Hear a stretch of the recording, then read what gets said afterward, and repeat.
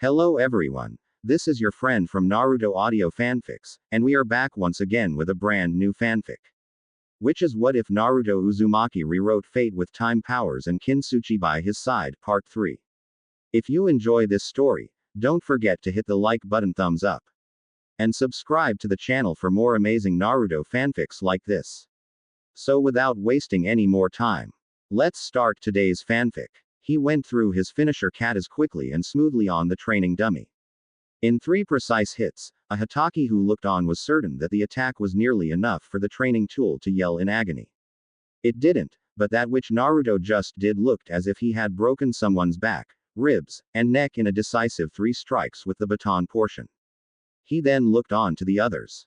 Sakura was still running around with weights in her hands in an effort to build up her stamina and upper body strength. Sasuke was training his chakra control to be more refined as he water walked while trying to hold a leaf to his forehead with only chakra. It was difficult to be micromanaging chakra in 2 so very different areas of the body, but he was getting there. It had been 3 days. So far, Naruto was able to say that he was breathing easily, while the others were running on fumes. They had been at it since dawn this morning, running through obstacle courses that Kakashi devised, gauntlets that Naruto imagined up, and basically getting the tar beaten out of them every couple of hours by Kakashi. Naruto, on the other hand, was still able to hold his own. Just then, Sasuke took a rock to the upper arm, and Sakura took another on her thigh. Naruto caught his, but the others were growing exasperated, and increasingly becoming covered in welts, bruises and cuts. Naruto, tell your clones to quit chucking rocks at us. Sakura yelled. Why don't you pick a fight with him, then? I'm not going to make any more today, so if you disperse them, they'll be out of your life for good. He answered. Her eyebrow ticked in annoyance and continued running. Earlier, she had taken him up on that offer, but as one could tell, she had gotten badly beaten. It was better that she continued to dodge what she could, and hope she didn't get one to the head. I don't know why he has clones throwing rocks at me, though. I'm not the one training, Kakashi muttered. He caught an offending stone that was about to hit in the head and tossed it into the water. Thinking the better of it, he wouldn't throw it back at the clone. The clone would simply catch his own ammo, or dodge it so he could pelt it at them later. We're all training. We wouldn't want a soft teacher, Naruto spoke up. While you're famous and strong and all, there are a lot of people who are stronger. He's got a point. Sasuke agreed as he rubbed his pained arm. But the rock throwing is so crude. Do you all want to dodge pieces of tile shrapnel? Huh, Naruto shouted. Why are you all complaining? Silence answered him. Good. Let the rock throwing continue. Alright, that's a day, Kakashi called after 5 more minutes. Everyone go home, rest up, recuperate or check yourself into a hospital, and come back tomorrow at noon. You can all sleep in. Tomorrow, we're not going to be training physically. Tomorrow, we're training your mindset, and basically, I'll be lecturing you. If you sleep late, you'll be rested enough to not fall asleep when I'm talking. Thank Kami. My arms hurt. X equals X equals. Naruto walked on through the village to go home and distinctly got the feeling of paranoia. It was a justified feeling to know when someone was staring at you, and in the village, such an event had never been wrong. He shouldn't leave anything to chance, for as of now, it was nearly 6 and his custom to go to bed at this time made him feel tired because of habit. He knew who it was. He knew. The only question was why.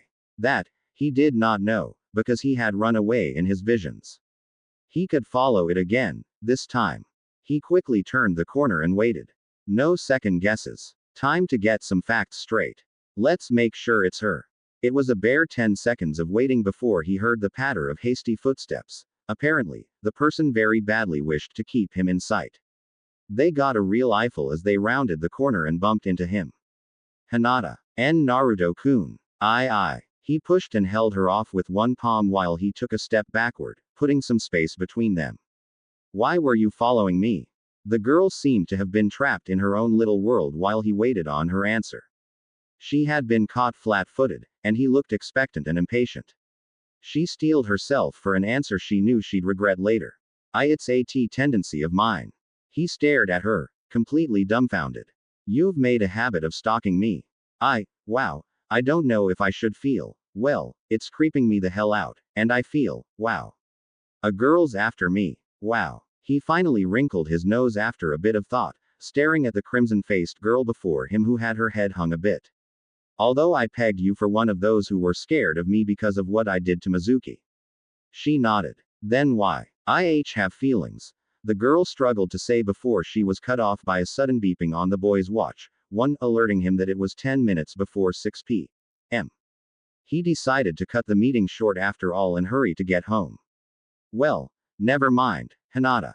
Look, just mark that page, and we'll talk about it later. I have to go. I'm really tired. With nary a backward glance, he took off in a brisk jog, before full-on sprinting. He soon vaulted over a wall and was gone, leaving the girl frustrated with herself for not telling the boy of her feelings towards him but at the same time relieved, as she was sure she was making a fool of herself. She gathered her bearings after a brief moment, and made her way home, all the while wondering why the boy had to leave with such a flimsy excuse. X. Sakura came back with a gasp for breath, and her blood pressure was nearly audible to her teammates next to her. That was so scary. Kakashi made the so-so sign with his hand. She seems fine, he commented to the other genins of Team 7. That's her third turn under the jutsu. Not much progress, but at least you're getting used to fright. The Megan Makai Kanran no Jutsu, demonic illusion, hell viewing technique, is helping, I suppose. The scarecrow stated. Shouldn't we learn how to break genjutsu? She said through clenched teeth and between pants. Besides, it keeps changing. She got up off of the ground onto which she had fallen and stood again next to the others. We're getting used to fear, Sakura, Naruto said as if he were mentioning something as obvious as the sky's color. Besides, red eyes over there can pretty much see through genjutsu and he's here, isn't he? It's not activated, Sasuke affirmed. Right, Kakashi agreed. So it's Naruto who seems to handle the fear the best with a perfect 3, Sasuke who panicked the first 2 times but got through the third in a fair fashion, and Sakura who went into hysterics the first 2 times, but ran out of breath to yell her head off in the third. Maybe we should subject ourselves to killing intent instead of genjutsus with worst-case scenarios. Well, not me, Naruto piped up. Zabuza had that in heaps and he directed most of that me. Like around 3/4, and Sensei got the rest. You fought fine. It can't be that bad, Sasuke mumbled. Sakura agreed with him on that point, and Kakashi clapped his hands with an air of finality to get their attention. Well, if you think that killing intent's harmless, time for me to teach you a lesson. I want both of you to take out a kunai. Go on. The Pinkett and the onyx-eyed youth were both skeptical about what the lesson was, but they still obeyed the man's request. All right. On my count of 3, throw them at me. At this range? Sasuke asked, bewildered. You're 5 feet away. We could even try to miss and we'll still hit you if you don't dodge or catch it. I won't dodge, or catch it. Just throw it, Kakashi stated firmly. Now. Ready. 1, 2, 3. They were promptly stricken under the killing intent the man radiated as they were about to throw their knives. Naruto merely watched interestedly as Sasuke gripped his kunai and was practically frozen in his throwing stance. Sakura, on the other hand, had dropped onto her butt and inched away in a scurry, and after a few meters of that, got up and ran away to the other side of the training ground in her terror. Kakashi finally cut his killing intent. For the 2 genins, the sun came back out from the dark hole it had retreated to, birds chirped and all was perfect in the world again. Sasuke made a rapid intake of breath to assuage his need for oxygen. He hadn't even realized he had stopped breathing in those few moments of fear. That felt like he was going to kill you. Naruto finished as if in a suggestion. Yep. And Zabuza's was around triple that. Nasty feeling. Naruto. Sasuke growled. Yeah. Naruto asked back expectedly, thoroughly knowing what was going to happen.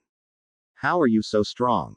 He bit out. This question threw Kakashi for a loop and wondered what Naruto could concoct as a lie to cover this up. But the boy didn't. He answered in a truthful approach, but he was very vague. Because I know what, and what not to do. What does that mean? Simple. I don't make mistakes, the boy said sarcastically. He mumbled something along the lines of, except for Haku, under his breath, and stared down the Uchiha who was currently glaring at him. Fight me. That's not surprising to hear, Naruto muttered. Whether it's the first or second time. Sure. What goes? Huh. Taijutsu. Ninjutsu. Weapons. I wouldn't want you to try to burn me with a fireball, and you wouldn't want me to blow you up with a bomb ball if you know what I'm saying. Taijutsu. Kakashi stated hurriedly. I don't want to carry any of you to the hospital, or the morgue. Sakura. Get over here and watch. You might learn something so you can tidy your own. Soon, Naruto and Sasuke stood 10 meters apart. The boys were bereft of all of their weapons, and all that was between them was a small distance and some grass. I want a good clean fight. No ninjutsu. Does that include the Sharingan dojutsu? If he wants to use it, it's fine.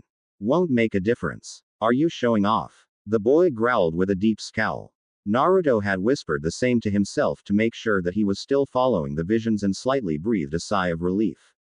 It was all right. No, he replied, following up exactly. So long as you don't use it as a crutch all the time, it's fine. But if you don't fight with it on and lose, you'll keep thinking about the outcome of the match, thinking that you could have won. Maybe if Sasuke-kun had his Sharingan in the academy, he would have beaten the Anbu in the taijutsu test, Sakura said. He got a 9. He probably would have gotten a perfect 10. Naruto had to give her credit. She wasn't worshipping him as much anymore, but he had to remind her of a fact. I was supposed to get a 10 back then, but I took a slightly lesser score. It helped with team placement, but I didn't want to think that I'm perfect. Keeps my head from getting too big, sometimes. Sometimes. Sakura asked sarcastically. This made Naruto laugh. It was so funny to hear that sort of mockery from other people. Let's just fight. Sasuke closed his eyes, and when he reopened them, it revealed the Sharingan. One eye had a single tomo, and the other had two. Naruto. That's not a stance. He yelled at Naruto, who stood in his usual breakdown-style stance. You're just standing straight. I know. And yet, I still beat the Anbu. Funny. Huh. Naruto replied with a purely condescending monotone. Come get some. Sasuke smirked but stayed. He settled into the stance of the Uchiha's interceptor fist that required defense, and he waited. Naruto merely shrugged when he saw this and walked over to him. Fine. I'm coming over there to kick your butt. Still going according to plan. He now stood at less than a meter from his sparring partner and grinned a bit, before setting his face. Without hesitation, he threw a straight punch while stepping forward, projecting his body weight into it, but the lad saw the move coming easily. He was about to simply grab it when Naruto curled his arm to have it as an elbow first while leaping off even more. A terrible feint. He was hideously open to counterattack and was completely vulnerable. Sasuke was still prepared for it as the blonde's whole body was overextending to hit him with the one elbow. He smirked to himself and blocked the offending joint with the palm of his left hand, and sent a haymaker at Naruto's jaw. The Uzumaki merely tilted his head to let the punch slide past it in a glancing move as he continued to press forward. He then lifted his still unused left arm and gave Sasuke an uppercut underneath his jaw. What's the matter? Up too close and personal for you to see all the details. It was fortunate that his teeth were clenched together from the beginning, or he could have bitten off his tongue or grounded all of his teeth into cracked enamel. As he stumbled backward from it, Naruto continued again, only this time he darted to his opponent to rid himself of the small distance Sasuke just created. Sasuke was immediately aware of him and was forced to block a kick to the neck. Not willing to be outdone, he grabbed Naruto's limb at the ankle and attempted to twist it, but the whiskered boy quickly brought up his left foot and drop-kicked Sasuke in the gut. He fell on his back from this daring move, but he had sufficient time to get back up when Sasuke had let go. His wind was knocked out of him, but Sasuke remained upright to redirect a right hook from his face to the side in a veer. Naruto went with the veer with his whole body and twisted while he did it. At the same time, he was rotating his whole body like a top and smashed Sasuke's face with a backhanded elbow with his left hand. It was certainly enough to bruise him, and perhaps loosen a tooth or two. Nothing a little medical ninjutsu couldn't fix later. With that in mind, Naruto decided to wrap this up with flair. Catch the handspring. He hooted as took a sudden step forward and followed through with the next. Upon taking the third step, he swung his arms for extra momentum in a backflip attempt. It was successful, and the fourth step took root in Sasuke's chest. The fifth one was that took the Uchiha under the chin with a glancing hit with the very front of his sandal, making his head snap backward. Gah! He yelled his pain through clenched teeth as his abuse railed on him, mainly centered in his jaws. Naruto was undeterred as he followed through with the back flip midair and grabbed his knees closer to his chest. Just as he was about to land again on his butt on the grassed ground, he forcefully extended his legs and kicked Sasuke's own from under him at the ankles. It brought the raven-haired youth to face plant with his forehead onto a knee that had been waiting for him. Yeah, he got knocked about hard. The nurse told Kakashi. He has a bit of a concussion, but he'll be fine enough come tomorrow. He was beaten in a spar, you say? Yes, Kakashi answered, not too eager to answer any more than that. Beaten in a 1-minute spar. Naruto wasn't kidding when he said he could be carrying the team. Thank you. When he wakes up, tell him to come to train the day after tomorrow. The man then turned sharply and left the hospital. Upon his exit from the building, he saw his other 2 students waiting for him under a nearby tree. He's fine, Naruto stated matter-of-factly, just as Kakashi was about to open his mouth to say the very same. Yes, he is, he affirmed to reassure Sakura. Back to training for the both of you, I suppose. Really? Naruto whined. All right, but you're taking me out to eat. I'm starving. On second thought, both of you go home, Kakashi said hurriedly. Rest up, and return in 2 days. We're going to move on to ninjutsu. About time, if you ask me. Sakura moaned. I'm tired of having to dodge rocks. X equals X equals. Why don't you stop following me, huh? He yelled over his shoulder. If you want to say something, say it to my face, instead of acting like a second shadow. It's weird, Hinata. After a minute of waiting, she came out from behind a tree and walked up to him timidly. I'm sorry, Naruto-kun. He eyed her carefully. Dunno why, but you look stressed out. How about you take a seat? He gestured to a bench under the tree close by, and took her by the upper arm, and led her to it. Sit. There you go, he exclaimed in a congratulatory tone as he gently forced her to sit. You made it. And you're alive. Quote. He sighed in yawning exhale before he sat beside her. They were there for 5 minutes, and he called to mind that he wasn't too eager to wait out the remaining 40 in which she worked up the nerve to speak. It would compromise events, but he decided to go about this what she had to say clear-cut and frankly. It was okay to take a chance, especially since he now knew what this was all about. So, hello, Hinata. Hello, Naruto-kun. I know that you're infatuated with me, he said bluntly. Before she could react properly to that, he went on. The truth is, I'm, what's the word? Grateful, honored, probably flattered. What I'm trying to say is, I appreciate it. That it's so strong that you still retained it even after hearing about what I did back in the academy. What he said gave her the confidence she needed to say the next bit. It's not just infatuation. But I thought about it last night, and I realized that you did it because you were trying to avenge Iruka-sensei. That had a major role in it to play, that much is true, he admitted. But honestly, I think that you need to drop it. I'm not trying to break your heart or anything, but it won't work. Your clan and father hates me, the villagers hate me, your father probably hates that you're fawning over me like one of Sasuke's fangirls. It's not like that. She protested. It is. A lot of chasing and stalking and such, he replied coldly. And the world's not pretty. I don't want anything bad to happen to anyone from the academy. It's time to stop and work on ourselves instead. Sad to say, I don't share any feelings of romanticism with you, Hinata. You don't. Her voice was breaking, and it was likely that her emotional heart was breaking as well. But there could be, in the future. That much was true. Maybe. I'm sorry, Hinata. There's probably a number of outcomes to something like this.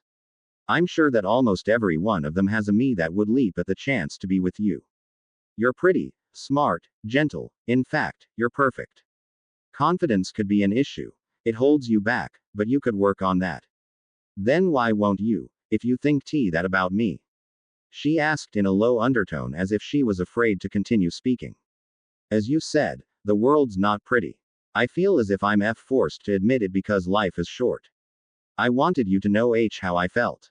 I'm not perfect. I'm me. I think I'm pretty much cursed, and I don't can date anyone who's, he wanted to say predictable. Pure. You deserve better. There's also the fact that I think I'd be turning myself into a target. A target? She echoed in confusion. What do why you mean, target? Naruto chuckled. I'm sure that people are willing to murder to be with you. He lightly slapped her on the back to bolster a good mood. I don't want to die, he said in jest. She smiled a bit shyly, as he continued. But you shouldn't be all about pursuing love, Hinata. You can, but you should be training, working to advance yourself. You don't want to be stagnant in your duties and skills, do you? No, she said shakily. He gradually warmed up. I'm glad we talked. For a long while, I never knew that people could feel that way about me. Was starting to wonder if loneliness was all I've got to look forward to. It's bad enough to make me do want to date you, Hinata, to find out what it's like. But before that, I want to have more friends and to grow, to find out that you're not the only one who likes me for what I am, despite being what I am. I'd latch onto you too much, and make me dependent on your love. It'd be more than love from me, but almost worship. She was quiet. No doubt, she was thinking that he liked someone else. It was a fair assumption from what he spoke, or that he simply wanted to love someone else. If only one person loved you, he asked almost rhetorically, wouldn't you want to know why? Wouldn't you want to know if others loved you too? You'd never even be able to leave their side, and wanting all the love they have for you to be a replacement for every other relationship you could have had. That's why you think I'm perfect? She asked, and Naruto absently noticed that she lacked the stutter in that instance. Because I'm the only one who loves you. He looked away. Yes. I don't want to have to substitute it for everything else. You'd be okay with it for a while, keeping me to yourself. Imagine. Your love would have to replace my friends, my parents, my acquaintances, my team. We wouldn't be equal. I wish I had that much to replace them, but at the same time, I don't want to get between you and everyone else. I'd rather stand with everyone who loves you, Naruto-kun. I don't want to be the only one. You say, but I bet you do, he whispered with a small laugh. She went completely rigid. She pondered for all of 5 minutes on what he was saying. That's fine, Naruto-kun. It's comforting to know I'm someone you'd want to be with, but I hope everyone will one day love you as much as I do. That's your dream, and I have mine. But they're not so different. He had another friend now. Anyway, do you want to come along for some ramen? I'm buying. And no, it's fine. I can buy for the both of us, she protested. I got my cash, lady. I have more money. She argued. He folded his arms in annoyance. I've got a rank pay for my last mission, and a multi-million-dollar bounty cashed in. I'm richer, he boasted. It was supposed to be his first time treating a girl to some food. The girl now demonstrating that she had a backbone was a good sign. My family's richer than that. He thought of something maddening. You're not trying to buy me over with favors, are you? She didn't answer at first, and he grinned. You can be devious. You're even more perfect than I thought. You're paying for mine, I'll pay for yours. I refuse to argue about this anymore, he added in a conceited fashion. She laughed in her unpretentious way, and Naruto joined her. If only everyone could see you like this. I'm happy, Naruto-kun. I'm happy and I always will be, as long as you're not sad anymore. She was observant, knowing him almost better than himself. I do like her. I deviated from what I should have done, and everything turned out even better. I've become complacent in doing what should be done, secure in knowledge. I won't grow or develop on a whole if I don't make mistakes too. I blundered my way about breaking a girl's heart, and it still turned out for the best. What would have happened if I had just gone with the plan and she would have simply pined for me, wasting away all of who she is waiting for me? I'll hazard some changes from now on. I am feeling happy. Thanks, Hinata-chan, for loving me. I'll always be happy too, as long as you're not sad either. X equals X equals. So that's it, huh? This datapa doesn't sound too offensive. Give me something else, please. Something more potent, Naruto asked politely. Otherwise, I'm just liable to just try making more loud and violent weapons. Besides, I've got loads of chakra. No, it's AC ranked 1, just like everyone else's. Since Sasuke has both variations of the fireball jutsu, both of which are above C ranked, I'll teach you AB ranked 1 after you learn it. Sakura. The same rules apply. Sasuke, get to work. The Uchiha mumbled something undeterminable before he resumed taijutsu training with Naruto's clones. It was an endurance lineup. He started fine, but he would soon tire, and he'd probably be beaten thoroughly. All the clones wanted a turn, there were 30 of them. Sakura on the other hand gave an unsatisfied grunt as she considered her affinity. Kaden, couldn't it have been something else? I wished I had another affinity. I won't stand out like Sasuke's with his mastery of Kaden. At least you can use fire to burn people. All I can do is cool them off if they get hot, Naruto whined. Both of them were promptly swatted with a switch made from a supple tree limb. Ow. Damn it. No complaining. I'm going to bet a lot of money, so I can't have you losing. Kakashi ordered. You and your big mouth, talking about he could bet on us. Sakura griped as she rubbed her shoulder where she felt the switch. I'd want some of the winnings, Naruto said, sticking out his tongue at her. At least by the end of this, maybe we can even make some combination techniques, Naruto said hopefully. I've heard about Kekai Genkai like Scorch, which is wind and fire. He got swatted as Kakashi begun to speak again. It's much more complicated than that. Of course you could try to make combination techniques, but probably not as potent as a bloodline limit. Theoretically, and as proven before in previous experimentation on the fields, you can create more intense fire techniques with futon. More can become apparent with proper practice. It's not hopeless, then. Naruto defended. He went through the 3-hand seals to create the Daitapa, and after announcing it, blew a strong wind. That was it. I think you need more chakra, Kakashi observed.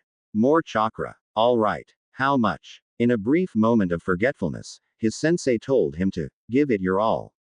Before he could rectify his mistake, Naruto had finished the 3-hand seals again, ending on dog once more. Futon. Daitapa. Wind release. Great breakthrough.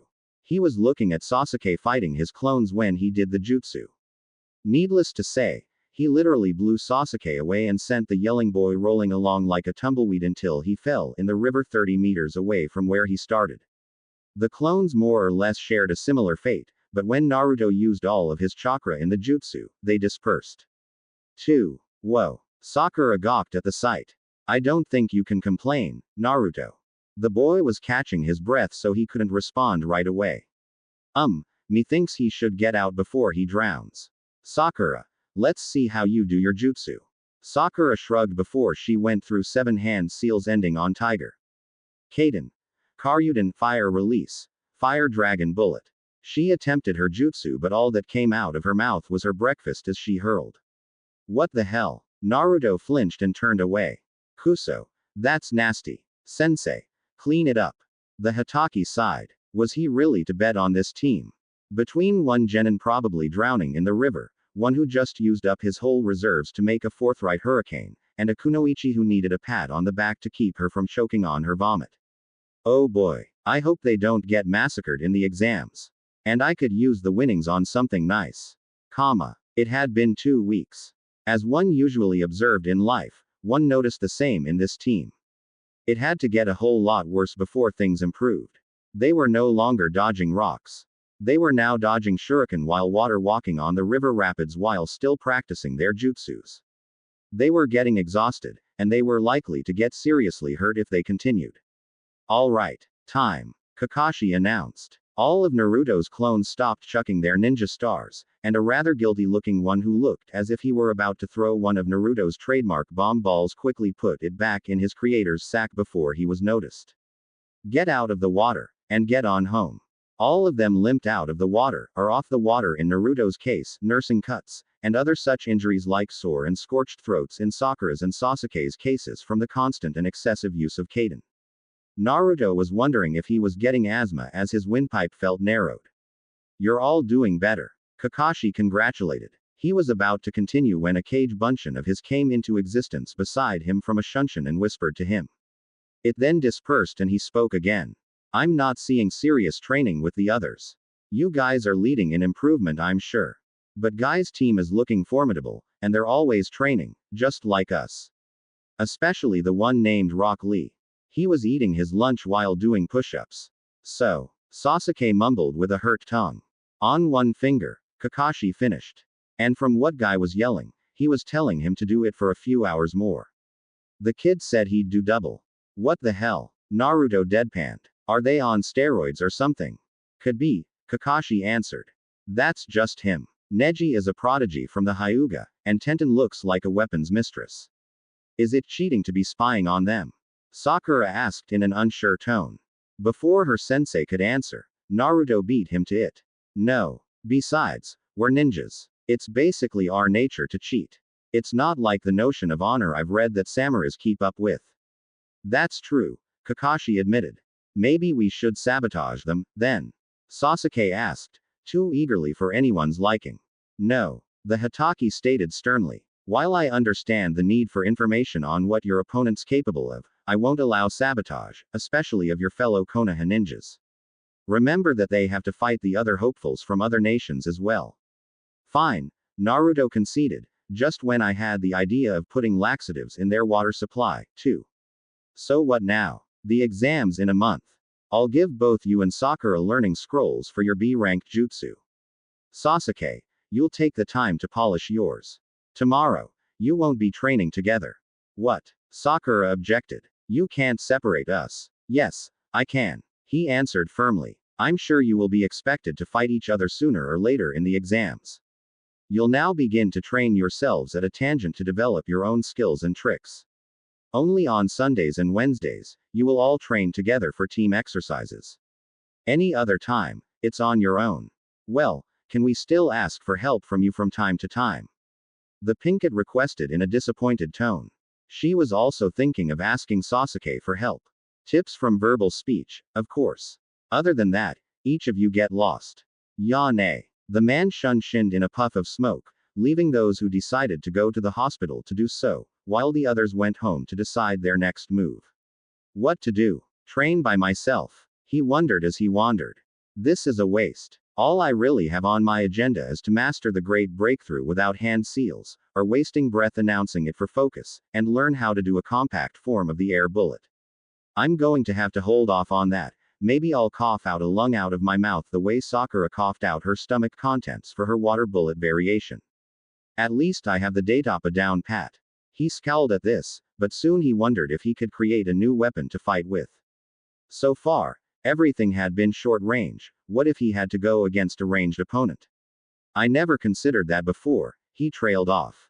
But the mugshots are purely close range, and I like fighting at that range because it leaves less room for variations and wildcards. If they're close to me, I can take the fight to them, instead of being on the defensive from their attacks. I won't always have that luxury. He sat on the roof of his apartment building with his feet hanging off, gazing at the populace milling about below.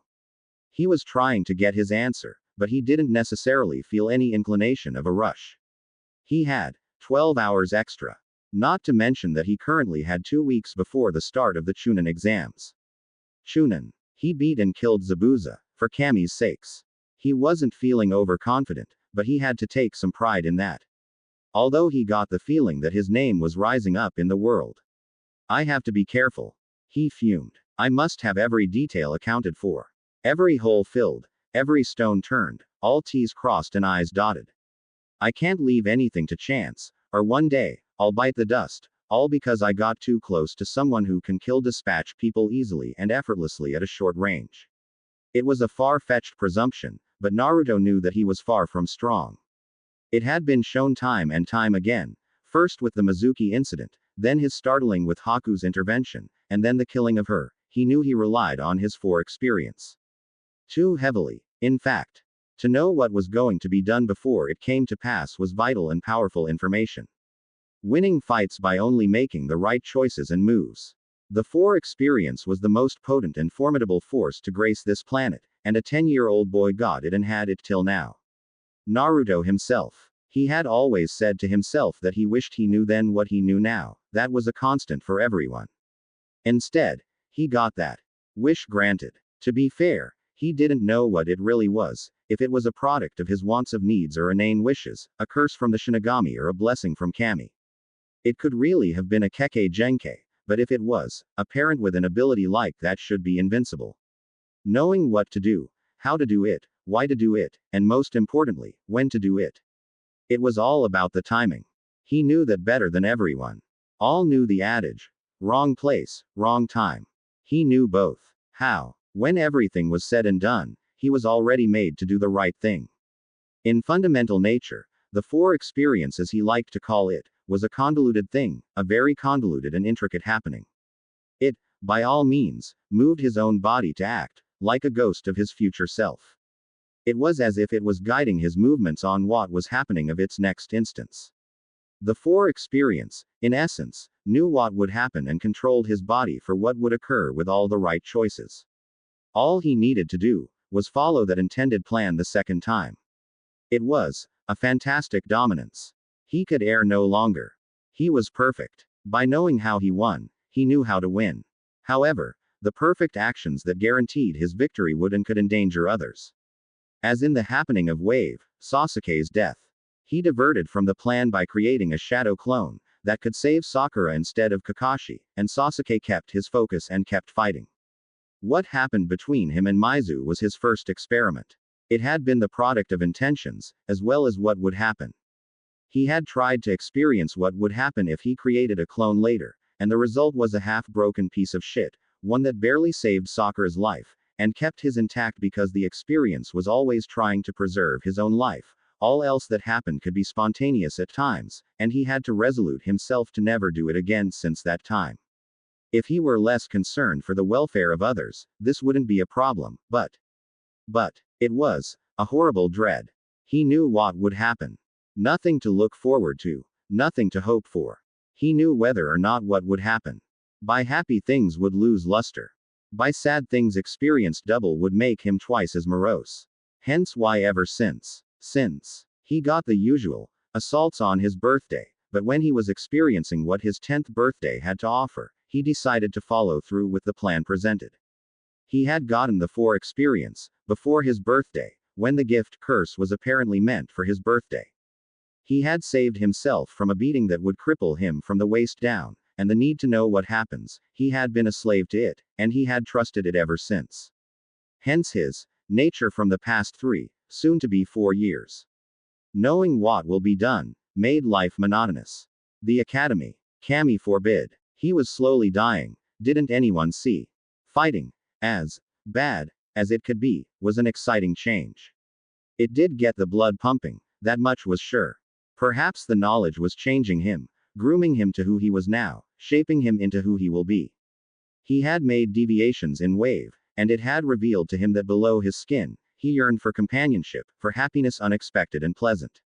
Instead, all he had gotten was startling, panic, horror experienced twice each. But most of all, he had gone through a teaser of happiness, and because of his absolute one error. That one divergence. He had happiness taken away from him, before it was even his. It was a curse. Oh yes. Of course, he should be grateful he wasn't a cripple, he should be thankful he can beat others with the best of them, but he wanted to be normal. Instead, he, every day, knew what would happen, and experienced it twice. This was why Ayame insisted that he should be her big brother. If he had been experiencing nearly 4 years twice, he was a bit older than her by age, and since he could do no wrong, he should be the one to guide her like an elder sibling should. Despite his best efforts to claim by argument that he was still younger than her, she refuted it by way of technicalities. She was right, although he got used to it twice as fast than he would have. The 4 experience had its limits, and there was only one. It's not a concern at present, but I can't fight everyone at close range, Naruto decided. I could make a new weapon, another one that shoots. It needs to be ranged, and accurate. Straight. So, instead of the short and stocky mug, I need a long and slender pole. He spoke to himself with conviction, and he knew that he was right. But it can't be that simple. I need to take into account the ammo size, potency of the explosion, and the tenacity of the pole. 1. He forced himself off of the roof with his hands, and as he landed in the streets below, he fell into a picture-perfect safety tap. A roll would have let him cover his back in dog shit, but he had known that already. He was inside the 4 experience currently, and knew all that he would and could do was preordained. If he gained control of himself, it meant that it was inconsequential and would affect little, if anything. Like flattering someone on their good looks, or Oh, a Rio. He stopped and picked up the stray coin, but knew it would not matter. His body left his own possession again and soon found himself standing in front of the Higarashi's store. He bought up all of the D-ranked explosives from the man, and in a small bid for conversation. So, is Tenten okay? Yeah, the burly man said gruffly. How do you know her?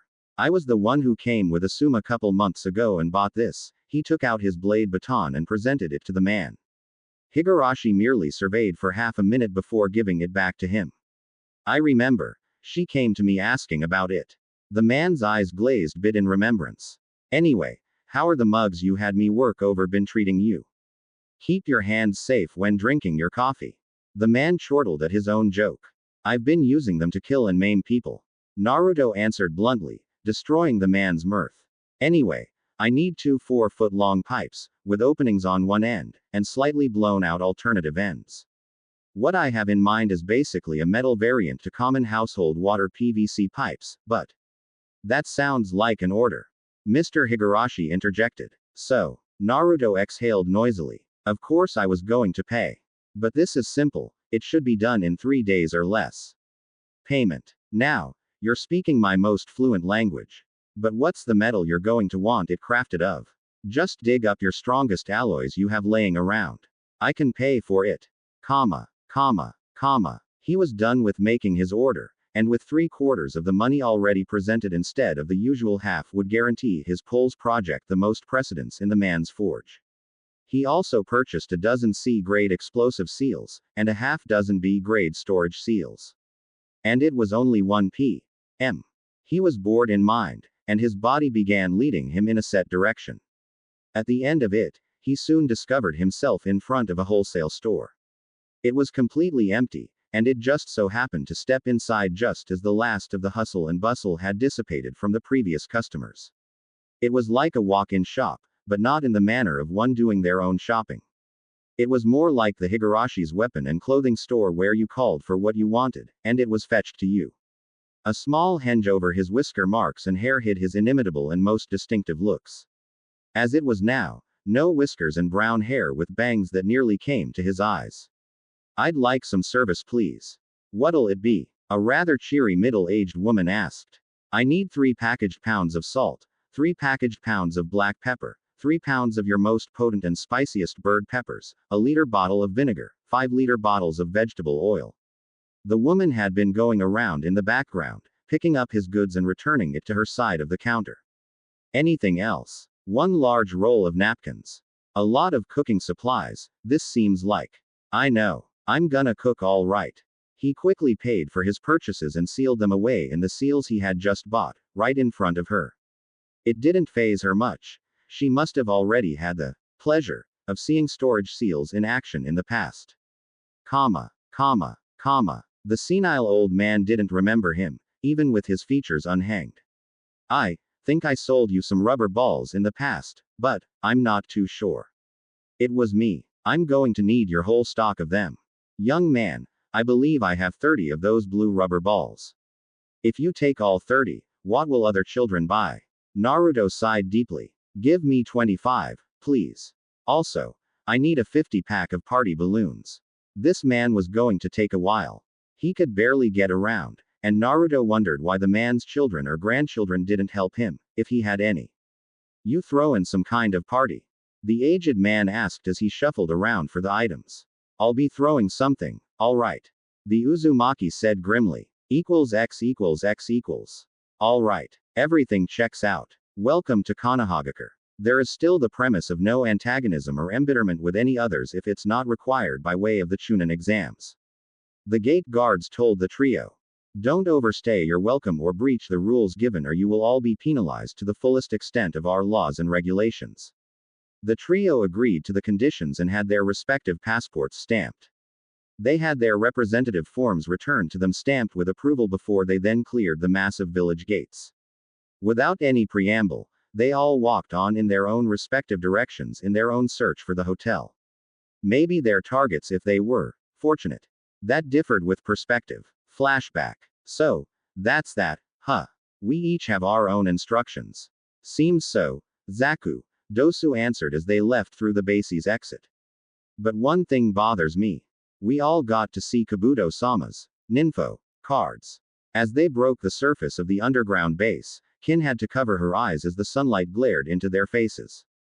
They all took a minute to let their eyes adjust, and in that time, all the kunoichi saw was the countryside of the land of rice. She had been rotated among the bases frequently with each new training regimen, so her newly found father Shiarda was somewhere, she had lost track. Through and through, she intended to find him. She was entertaining thoughts of making a run for it. Maybe even faking her own death. Who would really miss her?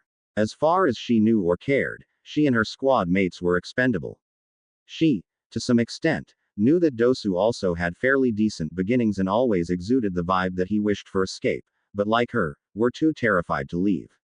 They were also afraid of continuing down their current path. It didn't help matters when they were aware that death lied at the end of each decision. There was a reason why people like Orochimaru and Kabuto were to be feared, especially Kabuto, as surprising as it was. While the snake Sanin was admittedly the more formidable and notorious of the two, it was Kabuto who was vengeful, and hated loose ends. To be blunt, Orochimaru would be more willing to let them get away, seeing that he always had bigger fish to fry. Kabuto, on the other hand, was likely to pursue them until they were nothing but corpses for his collection of bodies for his impersonation techniques. He was passionate about keeping everything neat and under control, and if so much as an ant was out of its anthill, it was getting stomped, no matter what apt or frivolous excuse may be given. A control freak, or to be linguistic, a perfectionist. Maybe she could run, maybe she could find Shiarda, maybe she could live. No, too many variant maybes. Besides, the third of the series had a lesser chance of becoming true than finding someone who could kill her two so-called bosses on the same day. And then the minute expired. What's your point? Zaku asked. You heard Kabuto-sama. We're going to get our instructions from Orochimaru through him one step at a time. When we're done with each one, he'll give us the next one. I don't like this, Kin voiced. It's as if they don't want us to know the final endgame. All we know from word of mouth is that Konoha is going to be raised during the exams. Maybe they just want us to help it along. What's our task? Huh.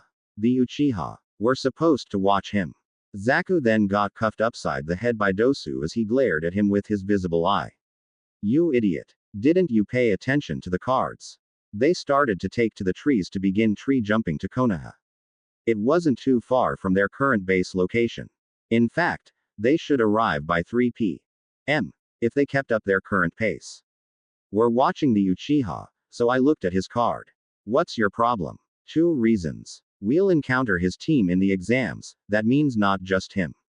If we only know about him, what if one of his teammates pulls some strange ability from there and beat us? Zaku snorted. As if. With the new wind channel pipes in my arm, I can beat anyone. One of the few things that Kabuto actually did right by me. If only he had gotten it right the first time. Kin was silent. She had seen all of the 3 cards, but Dosu had said there were 2 reasons. He soon stated the other. It wouldn't look right if all 3 of us were caught tailing and spying on him. If it's just one of us, the person could be better at espionage, instead of us bumbling over hiding spots and shit like that. So, Dosu motioned them to stop, and he showed them that he had 3 slender-looking somethings sticking out of his fist he had pulled from somewhere on his person. We're drawing straws to see who's observing who. Each of the straws got the person's hair color. The kunoichi's one of the rare pink fuchsia-haired people, the other guy's a blonde, and the Uchiha's got. Yeah, Zaku interrupted rudely. I still don't like this, but you make sense. He pulled one of the straws from his teammate's hand, and the previously concealed bottom end was revealed to be pink. Pink. Oh. Kin shrugged and picked out another. It came back yellow, and she suddenly evoked to mind what the ninfo card had said about the blonde. It didn't say what jutsu he had besides an advanced cloning technique, but in the miscellaneous noting, it told her that he had single-handedly killed Zabuza Momochi, the demon of the hidden mist, an infamous swordsman to boot. The man was around elite Junin level, and his sword was as notorious as he was.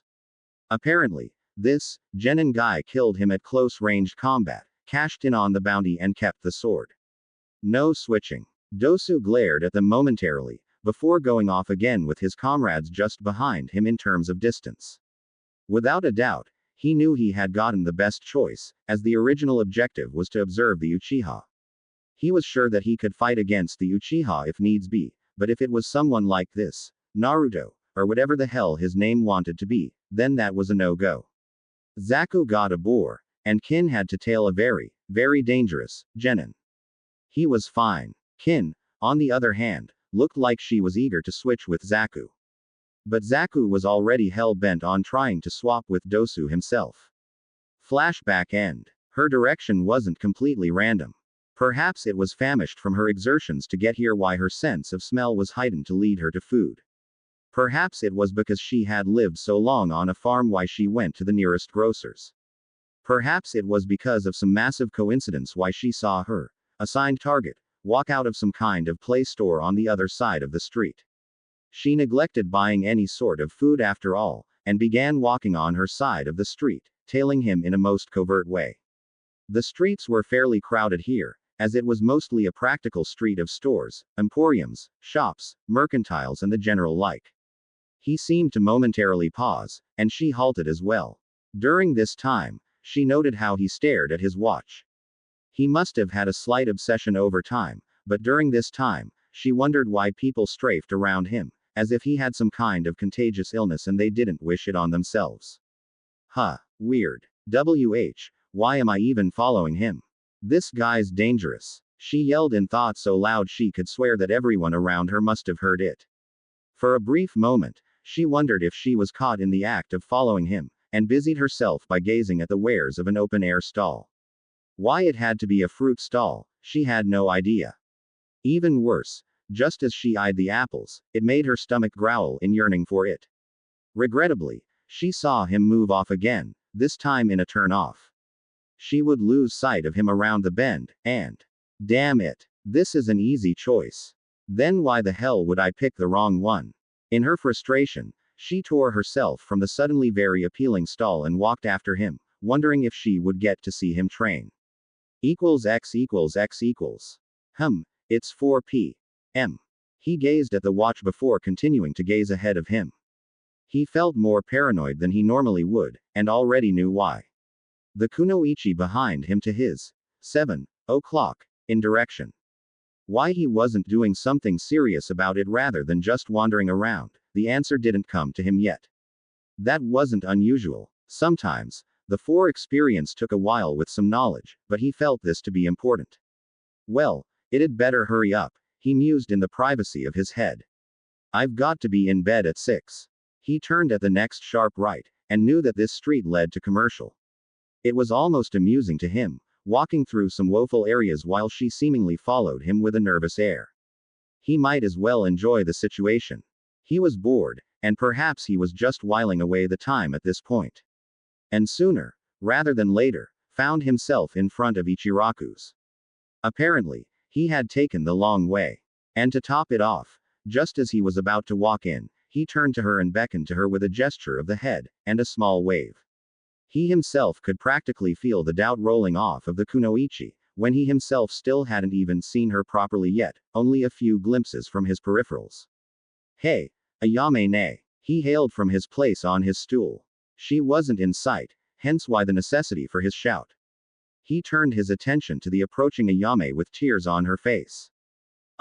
You okay? Instantly, he now felt like he had regained control. Perhaps now was the time to do some micromanaging, seeing that this wasn't too significant. No. Naruto ni. Hey, my favorite horse just broke a leg in the 4 o'clock race. And I'm out 1,000 ryo. I was saving that up for 2 months. He grunted before he leaned over to her, and her over to him to whisper. I'll tell you tomorrow in the morning. Currently, this is practice, if you know what I mean. Kami, this feels messed up. Ayame complained. I feel real. That loss feels real. Now you know how I felt about Haku. Naruto griped. Anyway, which horse won? Shinigami's judgment. Number 136. Kami, I hate that stallion. But, when you're telling me the right info, can you lend me 4,000 ryo? Now you're being hypocritical. The answer's no. I hate seeing you gamble. You're just fortunate I hate seeing you lose. Damn, if I tell you what to bet on, it could mess up my whole day. There's this girl following me, and she's a ninja. I need to know what to do in case there's conflict. You know the drill. Act normal. In the Moros, I'll just send a clone out to tell you not to gamble. That sounds fair and clean to me. He now leaned back onto his stool. Glad I have such an understanding big brother. She wiped her face and resumed her cheery illustration. What'll it be? As she said this, he felt his own body leave his control and he settled fully onto his seat. It must be in some sort of preparation. Kin finally stepped inside after a number of hesitations. It was mostly her stomach that had made up her mind, as the smells that had emanated from the homely stand had gotten her stomach working to digest its own lining. As she sat down, she only slightly felt the waitress's gaze as she waited. Hi, Kin asked, feeling irritated. Don't you want to order? The boy next to her asked. Anyway, I would like the chicken ramen, for a change. And I suppose that Ms. Stalker I led to get a meal here would like what she wants as well. Don't patronize me. I'd like, she glanced at the price sheet on the wall next to her and noted that the ramen was cheap. Cheap food was never good news, in terms of health and quality. Hoping that it wouldn't backfire on her, she ordered the chicken one as well. As soon as Ayame left, both teens were left in the fair quietness of the stand, and they sat with only one stool between them. And Naruto felt himself speak. He had no control, as usual in the four experience, as it forcefully dictated the plan to him. So, do you have a name? Kuso. Why did I say that? Is it trying to make me sound aloof and cool, or something? Sure I do. You don't have to know it, she retorted haughtily. I would like to know the name of my stalker. More knowledge came. You're a foreign ninja, no doubt here for the exams. Almost certainly after your arrival, you decided to follow me. She started to sweat a bit, wondering how she even got into this situation. Furthermore, she was wondering how the hell he knew that, when she was the first to see him. Wasn't she? That's true. I did follow you. It was purely on a whim. She felt sickened as she did this, sucking up to him in an effort to receive clemency and leniency. It had already been established in her mind that he was dangerous, and felt it necessary. Although she hated when things weren't in her control, she was a bit of an egotistical controller herself, and once she had control, enjoyed letting other people know that she did. It was probably a nature she had developed from her less than entirely kind past when things weren't in her power. Currently, she was on her own, practically next to someone who could kill her because she could be some kind of threat to him, and no backup in case things went awry. She was not in control. I suppose I'll forgive it. This time, he said it all evenly, so it was a bit difficult to figure out if it actually were a threat. What's your name? Why do you want to know? In case something like this happens again, you wouldn't want to end up in an unmarked grave. He was dismayed at the things coming out of his own mouth, and wished for a moment to be given to him. Out of his peripherals, he could see her eyes widen and finally, he regained control. To his surprise, his watch started to beep. I've got 10 minutes, or I'll risk not knowing what to do when this happens for real. I'll take the chance for 2 minutes more to find out more of her character, although it won't really affect things.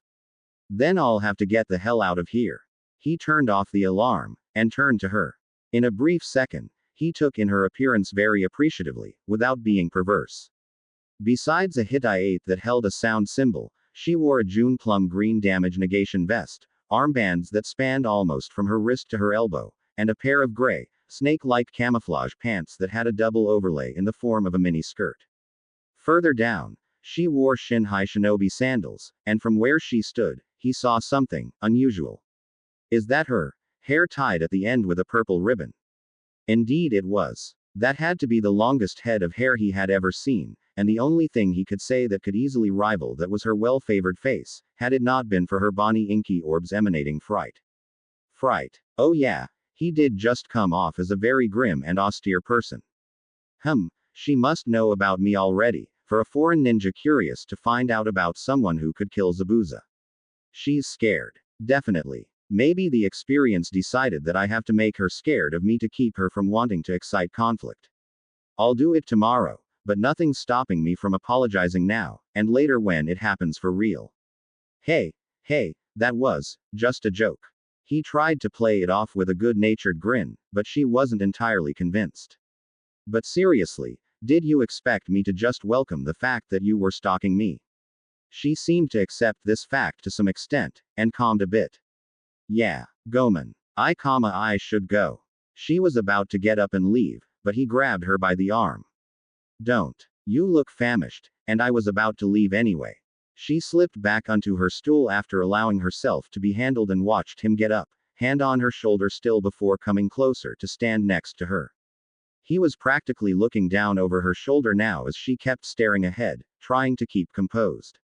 Really? Sorry about the whole. It's fine. Didn't you say that you have to be somewhere? Her tone came off as half harsh, and yet still a bit hinting of trepidation. He grunted at this, before he yelled to Ayame at the back that she needn't bother anymore, telling her that it was almost 6. All of a sudden, all the noise in the back ceased, as if the young woman had stopped cooking. This made Kin confused, as she could tell the difference, being well versed in the ways of sound. He leaned down a bit, almost speaking directly in her ear while she stiffened in fright. I'll see you later for real, whoever you are. And then he was out of the stand like a free-running bullet, sprinting on his journey back home. At the last, he made it home, and without hesitation, slipped underneath the covers, right as 6 o'clock struck. In the morning, next moment, his alarm rung and woke him up. He yawned once, let himself off of the bed and stretched. As he groaned, he recalled all he had experienced during his slumber, and prepared for the day. Well, today's going to be interesting. At least the last part of it, anyway. Oh, I better send a clone over to Ayame to warn her. I want everything to be guaranteed, but at the very least, maybe now that I'm in full control, I can find out that girl's name. Naruto blinked disinterestedly. I hate seeing you gamble. You're just fortunate I hate seeing you lose. Damn, deja vu struck again. I wish you'd have told me that Shinigami's judgment would have won. You told me that you hated that stallion. I did. Oh, you mean last night? Ayame said conspirationally. Damn, that gift is weird. I wish I had it. I'd make a killing by gambling. Yeah, but you wouldn't work in the stand anymore.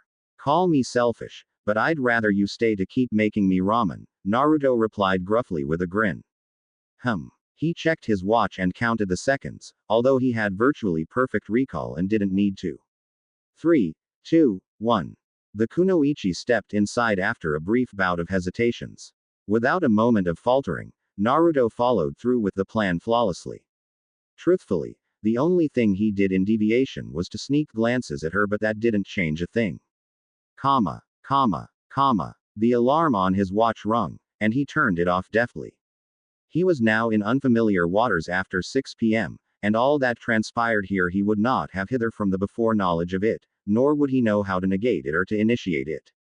But he was fine. She felt thoroughly intimidated by him, and that was good, right? She was a foreign kunoichi and she was his competition. Fear was the key in this case, and that was aiding him. At the very least, it was keeping her from getting any ideas about jumping him, but would she really? It was against the rules of the village, and furthermore, it would cost herself her own eligibility for the exams. Perhaps he had done enough. So you won't tell me? What's it matter? She snarled. My name is only for me. Seeing as how you decided to follow me, you probably know my name, my entire identity, even. Since you know mine, so it's obviously fair if I know yours. He answered calmly. I apologize for coming off as an austere person. Now that should ease any tension. She got up at this and was about to attempt to leave, but instead, Naruto made a bluff. If you take another step, I'll break your legs, he stated sternly. She reseated herself. I'm doing this mostly for your own benefit. Quote. I eat here very regularly, so I of all people should know if the food is good or not. You'll like it. Trust me. Currently, the girl had the recurring thought that she needed to run away screaming if she wanted to live. Her companion had fluctuating polar vibes and yet completely mixed. She couldn't tell if he was trying to make her acquaintance or if he was toying with her. Well, if it were the first one, she didn't particularly care she made a friend or not. It wasn't as if she wanted any. If it were the latter scenario, then she was in more danger than she had originally feared, not to mention that she was all on her lonesome, even the cook was around the back portion, out of sight. If he wanted to, he could slit her throat and walk out whistling. She glanced sideways to see him smiling at her and was completely taken aback. You won't be disappointed. To be perfectly frank, I'm sure you were traveling a lengthy distance, so you must be hungry. That should make the food even more appetizing. She declined to say anything. What could she have said even if she had wanted to? Well, the food's done. Ayame beamed as she re-entered with the 2 bowls and placed them down before her customers. Dig in, you two. It's about time. Thanks a lot. Naruto thanked her as he leaned forward and began eating. Kin merely mumbled an arigato before she commenced eating as well. She was barely 3 mouthfuls in before her eyes widened slightly. Wow, this is really good. Naruto could tell that she enjoyed it. It was evident in her hastened eating, sheer concentration to avoid spilling a single drop, and the fact that she was done before him. Although it was fair to say that he was making an effort to remain composed in his eating outlook. That was accomplished by eating at a slower pace. Want another bowl? The Uzumaki asked her without even turning his head to look at her. I'll pay. Why does he insist on trying, whatever he's trying? She questioned mentally in exasperation. He's threatening me 1 minute, and then he wants to pay for my meal. I wish he'd just make up his damn mind. Maybe I could use this to get closer to him and I could better spy on him. I won't have to blunder my way in my espionage when he obviously has good detection skills. Maybe it was a mistake on my part. But with that said, what's to say he won't catch on to my ploy and kill me anyway? Overall, a bad day to be her, she supposed. I can pay for myself, she answered. In doing so, she realized that she herself was undecided in what she wanted to do. Whether she wanted to stay or to leave, she was merely stalling until she could figure out what she needed to do. I can't disappoint Orochimaru, as much as I detest him. If only. Naruto merely gazed at her with interest as theories blazed through his mind. He couldn't understand why the experience would seem to want him to make her acquaintance. He basically led her to one of his frequented haunts to eat and then make him verbalize several threats to keep her docile. What was its aim? He must be missing some crucial part. If only he had slept late or something. Then he'd know what to do right now. Right now. He licked his lips as he glanced at his watch. It was now 6:30 p.m. I'm not doing anything tomorrow anyway, and it's been a long time since I was out at night. I have to go. Kin got up, and this time, he didn't withhold her departure. He was too deep in thought. As if on autopilot, he mechanically paid Ayame the money, called out to Tsuchi in the back of the restaurant, and made his leave to his home to get some shut-eye. =X=X=. So, where did you go? It's 7 o'clock. Where've you been for 4 hours? Dosu asked. I met the guy I'm supposed to spy on. She stated bluntly and carelessly. She didn't really give a damn at the moment, as she decided that she needed to hit the sack, especially after the day she's had. What was he like? He asked curiously. He rather liked being in the know and being kept up to date on the abilities of others. But not to the point of virtual suicide. Who knows what the blonde was like? In fact, Zaku should have been counting his lucky stars. Instead, his other teammate was busy griping about how boring and bland it was spying on her. Boring was good, Dosu figured. It was safe. In fact, if he knew Kin the way he thought he did, then she was begrudging Zaku for his pick as well. Naruto, wasn't it? She frustrated. The guy was confusing the hell out of me. 1 minute, he threatens me, then the next, acts as if he's a good guy or something, and then it's back to the death threats. How did you two even meet? By the time we made it to here, I decided to just find myself some food at the market. Why a market? Dosu queried. As he spoke, he started to clean his sound gauntlet. I wanted some food. This was a half lie. While she wasn't really after just food in particular, it could be blamed on the fact that the smell of fruit that beckoned to her at the time reeked of familiarity. Anyway, once I made it there, I see him coming out of what I think was some kind of child's play store. A play store? Dosu belayed his cleaning and looked up with an unbelieving stare. You've gotta be with me. I'm serious. I decided to follow him in the same moment, but what? If I didn't know any better, I'd say that he noticed me from the get-go and led me to a place to get a bite to eat. That's without me knowing anything. Well, you're either that terrible. He's just that good, Kin insisted. Just trade Sasuke for him, huh? Now hold on. You were basically stalking after him and he let you go. Well, yeah, she admitted hesitantly. Then you're the best person to continue following him. Are you crazy? She hissed. He threatened to kill me if he ever caught me doing it again. Then don't do it, Dosu advised with a knowing air. Huh. Equals x equals x equals. Good evening, Hokage-sama. When we're in my home study, it's either Hiruzen or Sarutobi, the elder man claimed. You don't see me wearing my hat, do you? Number. Kakashi conceded the point. That's true, Sarutobi-sama. I suppose it can't be helped. What do you want? It's 9 at night. I won't be long. I wanted to talk to you about Naruto. How secure is this room? My own study. Not even Kami knows what happens in here. Good, Kakashi mumbled. Anyway, it's about Naruto. What about him? Hiruzen asked. Is he in trouble? Is he causing it? No. It's about how he knows future events. With the Chunin exams right around the corner, you're either here to make a bet, tell me that you have a feeling that something terrible is going to happen and want to ask him what, or if he's deserving of a Chunin title if he has such a remarkable talent. Personally, I'd rather just promote him now and be done with it. I'm sure that rumors are flying about him defeating Zabuza. If he's promoted to Chunin, it might save the dead man some face. The latter too. I also have a premonition of a less than pleasant exam. When has it ever been pleasant? Hiruzen answered wisely. That's true. On the wave mission, he related to me how I got Sasuke killed. I told you before, I believe. But it didn't happen. The future is set in stone. At the very least, it is unless Naruto sets into motion certain events that can make it crumble, the wizened old man responded saggistically. But he's going through a difficult time, trying to cope with Haku's death if your report is to be believed. That's true. Although I want what's best for him, I think we should make some further use of his ability. Kakashi explained. I refuse to. The Hokage replied in a stalwart tone. So long as it's not to the detriment of Konoha, it's his own gift to use as he wishes. I understand, Sarutobi-sama. Kakashi monotoned with a nod. As for any sort of premonitions we may have, they are fruitless. I'm sure that if Naruto has a reason to raise an alarm, then I'm sure that he will come through with the solution. He never fails from that viewpoint. Anyway, are you training them properly? I have. I have completed my training of them, but now they will develop their own skills. I wish for them to improve on their own skills because they won't always have a teacher, specifically me. Quote, comma, quote. Quote, comma, quote. This is you believe that at least one of them will become Chunin and the team will be broken up. You also want them to surprise you in the exams. Hi, Kakashi. The village leader asked pointedly.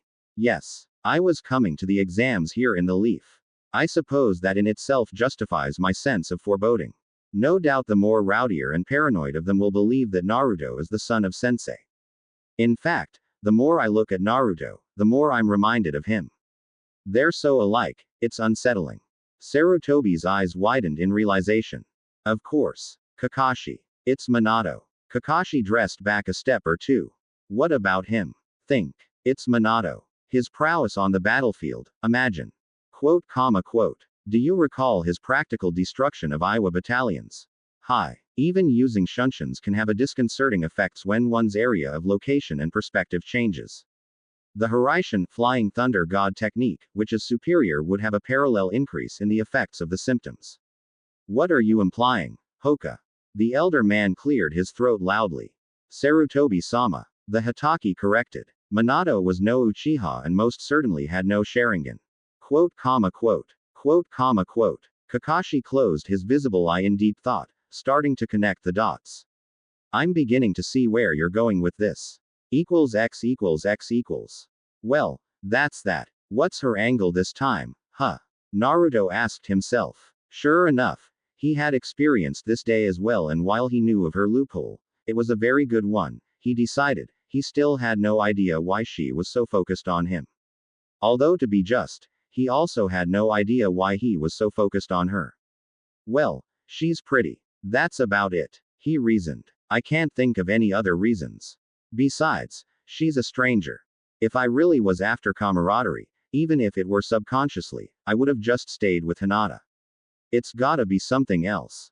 He opened his eyes and looked up to see her sitting in the park bench across the way, gazing at him. As soon as he looked up, however, she herself got up, walked over to him and sat beside him.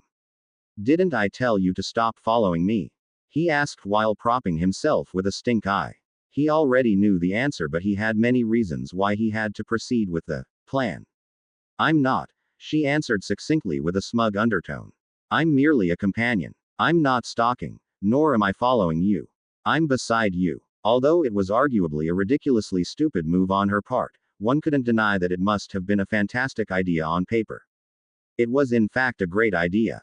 She was confident in her abilities and she didn't have to train in the next 2 weeks. Whether or not she passed the exam was of no consequence, even though it would be a perk. All that was necessary was to watch him train to see what he was capable of, or her presence would keep him from training. Surely, the card said that he was always training. He was either insecure about his strength to keep training, or she would get to observe it. A pipe dream, but it was better than a horrific nightmare. In this case, however, the difference between the two was virtually transparent. He started chortling. "Well then. In any case, will you tell me your name?" She had been drilled to answer questions that didn't affect their mission truthfully, like that of her name. He'd find out during the exam anyway, so she might as well tell him while in the volatile present. It might make him easygoing in her presence. "My name is Kin." "Kin, huh?" He glanced at her Hittite and once more took note of the sound note. "So the sound note symbol on your forehead. It's a coincidence." She interrupted abruptly. She was well aware of her name's ties with sound and thought it to be a bizarre happening, nothing else. Apart from that, she still needed to be wary of the blonde she had plopped herself beside. She wouldn't have even followed through with this suicide plan if Kabuto hadn't stopped by and approved of it when Dosu mentioned what they were up to. It wasn't unlike him, but Kabuto liked staying on top of things, versed by espionage. If Kabuto was interested in the boy as well, then that meant that her spying interest had qualities to him, namely those that defined a ninja. And then he told her to be careful. If Kabuto of all people told her to be careful, even if he feigned it as a mild joke, then this boy really was no mere genin. "A Rio for your thoughts?" Naruto asked, breaking her out of her mental line. "No." "Well, aren't we amicable?" Naruto muttered under his breath. X=X=X=. It had been 7 days, and the exact same remained before the exams commenced. It was now Monday morning and Kin had finally come to her senses. He wasn't about to do anything with her close by. She was back to square one. That is, following him but doing her best to avoid being detected. While no stranger to the art of remaining silent, a lack of a positive outlook wasn't doing her any good. If she so much as made one mistake. "Henge," she whispered as she formed the ram seal. In a small poof of smoke, she had cast the illusionary technique around herself to give her the appearance of a civilian. Her hair now brown and in a bun and only came a bit over one shoulder, finishing the look with a blouse and a knee-length skirt. After observing that the henge was flawless, she let herself fall out of the tree and stood just behind it to observe her quarry. "What's he doing?" Naruto unsealed what looked like 2 pipes around 4 feet long. He then seated himself under a tree not too far from where she was and her pulse quickened as she realized that she was in an optimum place to watch him while he'd be unable to see or notice her presence. He was doing something new, that was for sure. He removed a file from his pocket and started rasping it against one end and after about 5 minutes, had succeeded in producing a point. A few minutes later, the second pipe had a point as well. Maybe he's making a weapon. I can finally learn something useful. Continuing to carefully take note of his actions, he retrieved a paper of some sort, probably a paper bomb, she thought, balled it up and took a small stick to push it down to the bowels of the rod's slightly bloated end. A pellet-like something was then dropped inside after it, making a clink sound to signify the end of its descent. And then a shadow clone of Naruto decided that she had seen enough. Tapping on her shoulder from behind to get her attention, it slapped a liquid-filled balloon into her face as soon as she turned around. Judging from her scream that rose up in a piercing din, Naruto actually winced. Well, it's not meant to get in the eyes after all, not to mention it's a mild acid. After an evening of furiously flushing her eyes with water and another 3 hours in the shower to get rid of the smell of vinegar off of her, Zaku actually tried to follow Naruto the next day since that Kin was getting more action than him. He returned that evening moaning and bawling about salt and pepper. Easily recalling the vinegar, she could understand what he was crying about and sympathize with him, since salt and pepper was far more potent than vinegar. She couldn't help but ponder that he might have gone a lot harder on Abumi, but after a brief stint of thinking, she started to think that he had gone easier on her. This thinking was done when Zaku remained inside, skittish of light for a whole 2 days. The salt and pepper mix was definitely a lot harsher, the grains were stubborn on his eyeballs. Comma. Thursday was current and she observed nothing but what was presumably him getting pelted with a melee of weapons, stones and other miscellaneous items by a dozen of his creations that looked like him. While she already knew of his usage of such a cloning technique, she couldn't help but covet the jutsu, wishing that she herself had it. She constantly had an eye on her own surroundings while she watched him and soon asked herself, why the hell is he stoning himself? Well, why the hell do you sound ninjas keep stalking me? She looked up and saw him standing in the tree above her and dropped down beside her on the ground. She didn't bother trying to run. If anything, she'd talk him down. Well, he continued, are you going to answer me or do I have to assume that you don't have anything else better to do? She was about to answer him but he interrupted by slightly chuckling in manic-esque manner. He himself had no idea how it came off like that, but it did happen. You know what? The experience. I have no idea why it's interested in you. It makes me meet you, makes me let you off with warnings, I'm tired of it.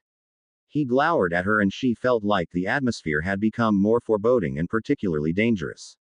She recognized it as killing intent, but what she witnessed over the course of her life made it tolerable enough to withstand, if only barely. Kin, I swear to Kami, if I ever see you following me, stalking, observing or any other shit you can pull out of your ever happens again, I'll kill you. That goes double for your other bastard teammates. With a minute nod to signal that she understood his intentions, she left to return back to the hotel where she was staying. The Uzumaki merely stared after her but stayed as he were, letting himself collapse onto the ground, lying flat on his back. Why? He stared up into the green of the forest roof, wondering if his actions right now, or rather a lack of one, was actually the best option. I'm supposed to follow her to the hotel and listen in at the window. Their primary focus is Sasuke, but they hold interest in me because I'm strong. He spoke the last to himself in scorn. He didn't fancy himself as strong. Rather, he just decided that he wasn't as weak as some people. However, in the experience from last night, he had basically turned the tables on her and spied on the Odo team itself. He certainly didn't have to the second time, seeing as he already knew what he was supposed to learn. But this Kabuto fellow, he was wearing a leaf insignia on his Hitai-8. Why would he appear to give the 3 Odo genin orders? They want to kill all the members of Team 7. Why? A grudge, maybe. Something definitely wasn't sitting right. But Naruto did what he had been doing all his life. He ignored it. X equals X equals. Kabuto-sama, I still don't understand why you approve of us to follow him. We all know that he's no ordinary genin. Isn't that reason enough to? No, Kin. The medic nin interrupted. It's merely for your own benefit. Huh? Zaku asked stupidly. How's it benefiting us? I got pepper and salt in my eyes. I'm well aware. I'm sure that you know that if I were to inform Orochimaru-sama of your incompetence to even observe a single genin, he'd deem you as no longer useful. Kin paled. She had never seen what had happened to people who were useless. Instead, she had always heard them. All of them were identified by agonized screaming and screeching and usually in a state that would compel even a pacifistic saint to kill them, with a blunt instrument. You mentioned that it was for our benefit. Dosu asked. Why? Isn't our target the Uchiha? No. Here's an update. Burn after reading.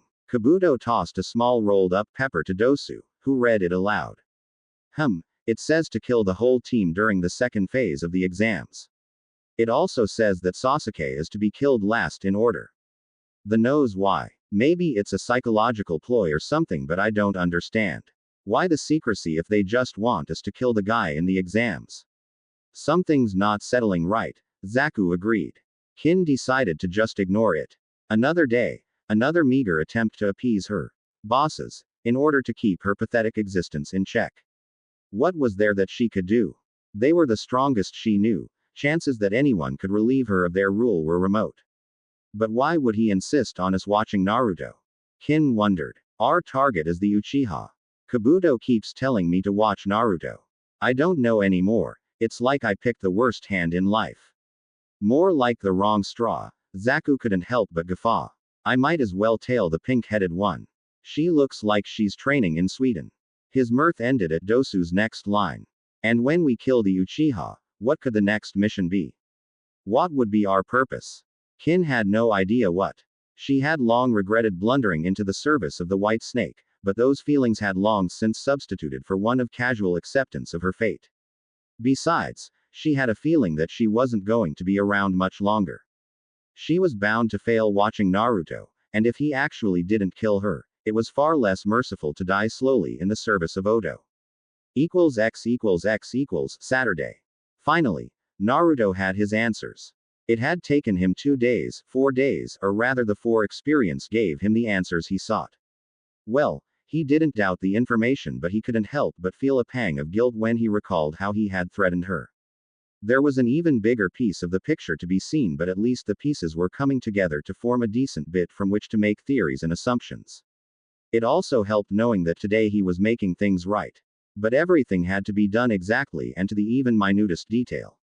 Today's future was tailor-made to be perfect, and it had never let him down before. Pawns, huh? Naruto whispered softly. But is it telling me to help her or to avoid Kabuto? What else is there to know? He walked along the crowded roadway before he recalled what happened. All right. So I need to make a switch without him knowing. Me losing my temper must have been a part of the plan, so now Kabuto thinks that the threat must be encouraging her to improve on her spying on me. In truth, I'm only ignoring her now, but Kabuto, he's using her as a distraction because he's watching me too. Of course I would have never seen him before, especially when Kin's practically bumbling around compared to him. If it were just him, I would have been overly paranoid and be alerted. But with Kin watching me as well, he believed I would have never noticed him. Naruto snarled at this. I know what I have to do. I have to pick the lesser of 2 evils, but one of them is going to see. Today just happened to be horrible timing. Kin ducked into the alleyway and stuck her head out only slightly as she observed her quarry. Said person of interest decided to enter a clothing store, and from the looks of things, he was none the wiser to her presence. At least, she hoped so. She really did. The Uzumaki. She felt that his need for clothes was rather fish. While he needed clothes, he didn't really need it. His want for a better and larger wardrobe was certainly there, but the timing was weird. The Chunin exams were set on Monday, a measly 2 days from now currently. As it were, it was now Saturday and everyone was out in the streets, whether they were social all week long or if they were voluntary recluses who despised rubbing shoulders. The call of the end of the week summoned all to mill in the streets to shop, leisure in social activities, and so on. She felt it would have been difficult to remain undetected on the normal days of the week, but now, the hustle and bustle was sure to hide her. All she needed was a transformation technique performed and she'd blend in. She had already done so, and the ever-present fear of getting caught was nulled a bit. I'd better get closer, Tsuchi reasoned. She frowned in distaste at the thought. Surely, it wasn't necessary. After all, it was just a clothing store. A clothing store, 2 days before the Chunin exams. Well, she was ordered by Kabuto to keep him in her sights, and unless she wanted to become an experiment wishing for death, she'd better follow. The only problem was that it was obvious that the crowds of the village were certainly not occupying a single clothing store, and the thinner numbers were sure to expose her. She was full hidden, but to go in the establishment where the boy himself was, it could be said that Naruto always knew of her presence, but he had yet to catch her, or confront her if he already knew of her proximity since his threat. The one that would condemn her to death. How he'd carry it out, or when, she didn't know. What she did know, however, was that she wasn't about to test the waters. She deliberated for all of 3 minutes before she stepped out of the alley, and suppressing the growing nervousness that swelled inside her like a physical block in her throat, trying to rob her of the functionality of her breathing channel. Steeling herself after 3 minutes, Kin stepped out after a brief battle with her sense of practicality and trepidation and entered the store. It's not all of the village, But it's crowded too. I guess I can make this work after all. That she could. The store was packed with men, teens and mothers with young children, shopping for clothing, footwear and all of it done at a bargain. Evidently, a sale was going on. So he's lacking financially. I'm sure that he can buy clothes anytime he wants. The Ninfo card said that he had cashed in on Zabuza's bounty. He's got the coin, so maybe he's thrifty. I'd better find him, before he finds me. She strolled to a clothing bin close to the front entrance of the store in case she needed to flee in a hurry and busied herself there. Like everyone else at the bargain bin, she removed an article of clothing, held it against her person where it would be applied, hem and haw about it and put it back as if she disagreed with it. All the while, scanning all she could see with glances and unnoticeable stares, trying to find the blonde. The thing was, not even one blonde could be seen. Oh no, she worried at this. Where is he? Is he using a henge too? Excuse me. Kin felt a startling tap on her shoulder and nearly jumped out of her skin, panicking that it was him. Her bearings quickly returned, and she angled her head to turn left to see the person behind her was an apparent store clerk. The clerk was a teenage girl, presumably 16 or 17 with a pleasant face but was slightly hinting that they wished that they were elsewhere. I couldn't help but notice that it looks as if you can't decide that you need. Do you want some help? Suggestions? Maybe. Help? Definitely. Although it's probably not the way she's thinking. No thanks, I'm fine. Really? Sure didn't look that way to me, the teenager pressed. I'm fine, Kin insisted, hoping that the clerk would just go away and leave her alone. Her presence close to her was sure to attract attention. But since you asked, the Odo Kunoichi hesitated as a new thought came to be in the recesses of her mind, providing a new way to spy, although from a questionable perspective. It egged her on to say it, to tackle the latest idea it provided. I'm, trying to. She motioned the teenager closer to her for privacy and whispered in her ear. I'm looking for something, Lacey. She hissed the last gently and thankfully, no one else heard and so there were no awkward reactions, save for the clerk who grinned. The teen then pointed to the rear end of the shop and Kin took the direction and excuse to change her location without appearing suspicious. She had a perfectly legitimate reason to, as there was nothing she wanted at where she was before. But that wasn't the only reason. That particular area was sure to be far less patronized at present and this was proven true when she saw 3 people there. In fact, counting herself, there were only 3 people in what was a whole damn lingerie aisle but Kin had wished there would have been none other than herself there. To be content to search from a location that the blonde was sure to not occupy and scope out the whole store. Still, a few people was better than having it full, she supposed.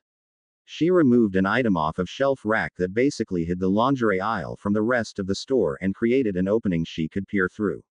After looking through the space between the remaining items on the shelf and yet failed to spot Naruto, she placed the good back where it belonged and moved further down the aisle to try again where the goods still on the shelves had impeded her vision. She repeated the process and still, no Naruto to be found. Either the henge he had was perfect, or he had virtually disappeared. Where is he? She muttered worriedly. I've failed. I'm as good as dead. Now, why is that? A new voice spoke from behind her. She didn't bother trying to run, try to defend herself, try to fight. She merely turned around slowly to see the 3 ordinary people from before in the aisle standing a mere 2 feet away from her. The one in the middle had released his henge to reappear as Naruto, the one to the left did as well, but the third did another henge to appear as Kin in her current transformation.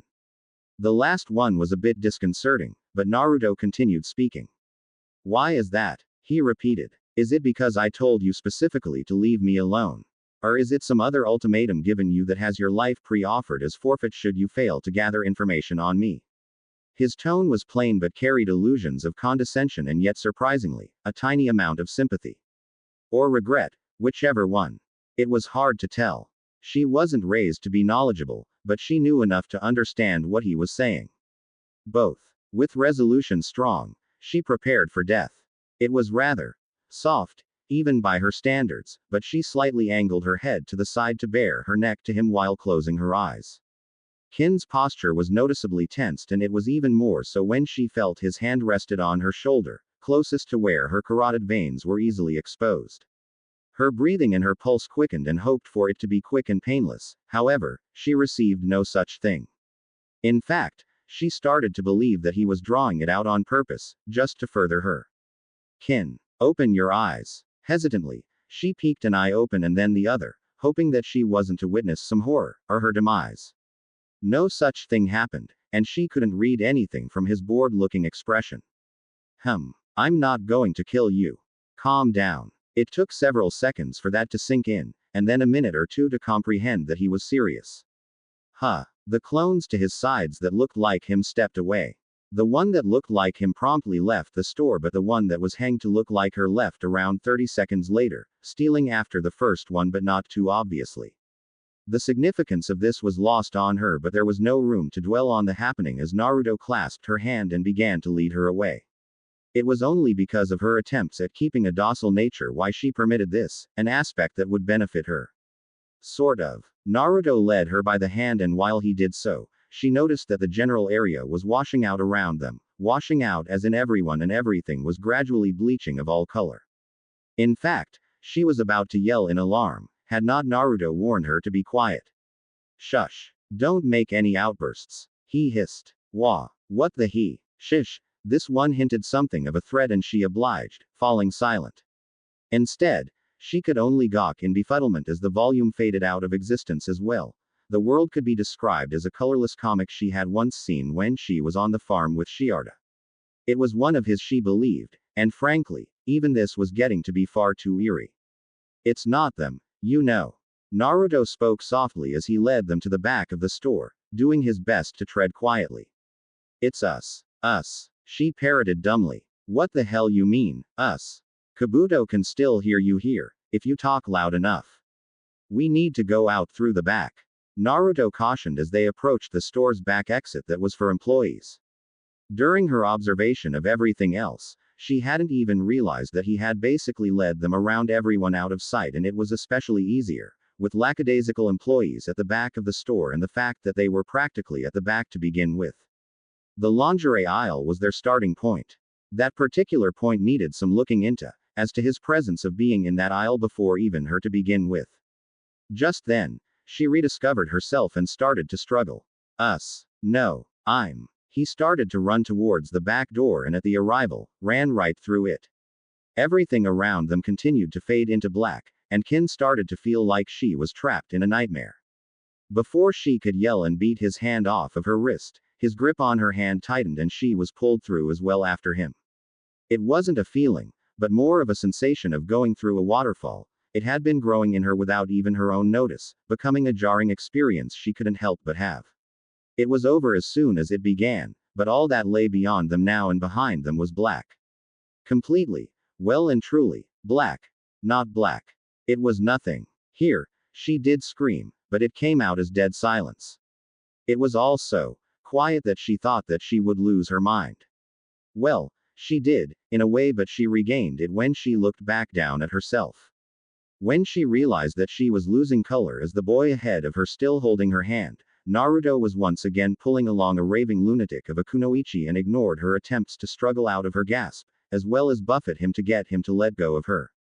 Not too long now, he mouthed the words and finally plopped himself down on, well, whatever they were walking on. They had been walking on black, and sat on black, beneath black, everywhere, everything black in this hellish realm of non-existence. Naruto said aloud, and as soon as he did, it was as if the sound, in general, was unmuted. As soon as his volume had re-emerged, so had the sounds of her screaming. Time passed in a queer way. Naruto had judged it to be 5 hours, but in reality, it had been years. She had long ago regained her sanity and her memory, but she sat a far distance away from him. There was nothing between them, and yet, it was too confusing to think about. You can sit beside me, you know. Quote. I don't bite. Quote. He lay off for a bit, wondering how messed up his experience was before he woke up to foresee this day. It was muddled in this day, sure, but it hadn't even been an hour in the experience before she was doing it now. Kin walked over to Naruto and sat beside him very hesitantly, apprehension rolling off of her in waves. They both were in a lotus-style position, and to break the ice, Naruto very slowly removed an apple from his bag and gave it to her. She registered the act and Naruto nearly flinched when the apple was gone from his hand. What was left there though, nearly felt like pain from how sudden the fruit was swiped. A few crunches later. How do you know? Kin asked sternly. Know what? He asked back, feigning ignorance. That apples were my favorite. You told me. That's how I know. I never told you, the flabbergasted Oto Kunoichi argued. You don't know anything about me. Besides, you're the one spying on me and not the other way around. The Uzumaki finished her sentence from his point of view with a smirk, knowing he had taken the words right from her mouth. It was good to know that the experience wasn't incorrect. How do you know what you were going to say? Would you just let me finish a goddamn sentence? She looked as if she would have enjoyed hitting him over the head but thought better of it, deciding to just stay silent and put. There was so much that she needed to grasp. Nevertheless, it remained out of her grasp. To make a short recap, she was ordered to follow him, gather intelligence on him and such. However, all of that turned into of sorts when she tried to find him in a clothing store, but instead it was he who found her. Then everyone turned into pale spirits, then they turned into the same thing and went through a tangible object to the outside where nothing existed. In fact, she pondered whether or not she was really sitting presently. It felt as if she was on somewhere solid, but for all she knew she could have been floating in midair. Maybe it was just a nightmare. She hoped it was just a nightmare. She had been insane for Kami knew how long before she grew bored of that and decided that she might as well take a seat beside the guy who had threatened to end her on multiple occasions and likely responsible for their current state. She felt like throttling him for answers, but she knew she was badly outclassed by him, most likely. If anything, and she was unexpectedly successful and killed him, all she would be stuck with was a corpse who wore clothing that almost blended in with the black they were in. How do you know what you're going to say? He finished. She raised her eyebrow, trying to think of a way around the complications. Kin, she began. Tsuchi, he finished her name for her, although she had never told him. Feeling badly perturbed, she decided to press on. She was starting to entertain all sorts of crazy ideas in her head, and strangely, they all felt apt and likely. 1. She was in a high-level genjutsu. 2. He could read minds. 3. He knew the future, in some bizarre way. She continued to stare at him, trying to figure out the blonde. What's this guy's business with me? If anything, he looks kinda eager for a chat. Maybe I could actually get him to tell me info about. Don't ask me what my team or I am capable of, he said suddenly, startling her out of her thought line. Don't you think you have other things to be concerned about? He waved around in a horizontal manner, gesturing to the space around them. Look around. Whatever the current situation is, finding out what I can or cannot do shouldn't be first on your list. She actually felt like weeping in frustration, but it came out as a groan. Are you reading my mind? No, I cannot read minds. That was easier than she thought. Well, he could be lying, but he didn't seem the type. Kin had no idea how she had that notion, but it felt right. Genjutsu. No, we're in a place of no space. The only thing that actually exists here is time, but it's horribly warped. Her silence continued for a while as she tried to gather herself. I'm in a place that does not exist. Hi, he answered simply. What the language? He stated with a warning undertone, cutting her off. Gra. She slapped her hands against her temples and very nearly tore her hair in frustration. Why me? I never asked for this. The Uzumaki looked sorrowful as he gazed at the kunoichi who began to rant and that she did, all over the place for the next hour. I'm sorry. Sorry. Her head swiveled to him crazily. Did you cause this? Kinda. He admitted. Pondering what he said earlier, she recalled that all that existed here was time. Time. How he expected her. How he knew what to do. How he knew what she was going to say. You can. She began with a gasp. Yes, Kin. He answered with something of a smile. Now that that's out of the way, take a seat. Tsuchi threw up her hands in her dilemma, trying to suppress a scoff. Do you think that we're supposed to just get amicable after you told me that you're responsible for this whole mess? She waved her hands in explosive arcs to indicate the area they were in. Furthermore, we have no ties together. You've probably been spying on me as you know that I have on you. We're far from friends. Hell, we're enemies from different villages. YME. Naruto sighed as he stood up and stretched. Upon doing this, he walked briskly over to her and bowed his head at the shoulders. I'm sorry. He raised his head and stared her in her bonny orbs.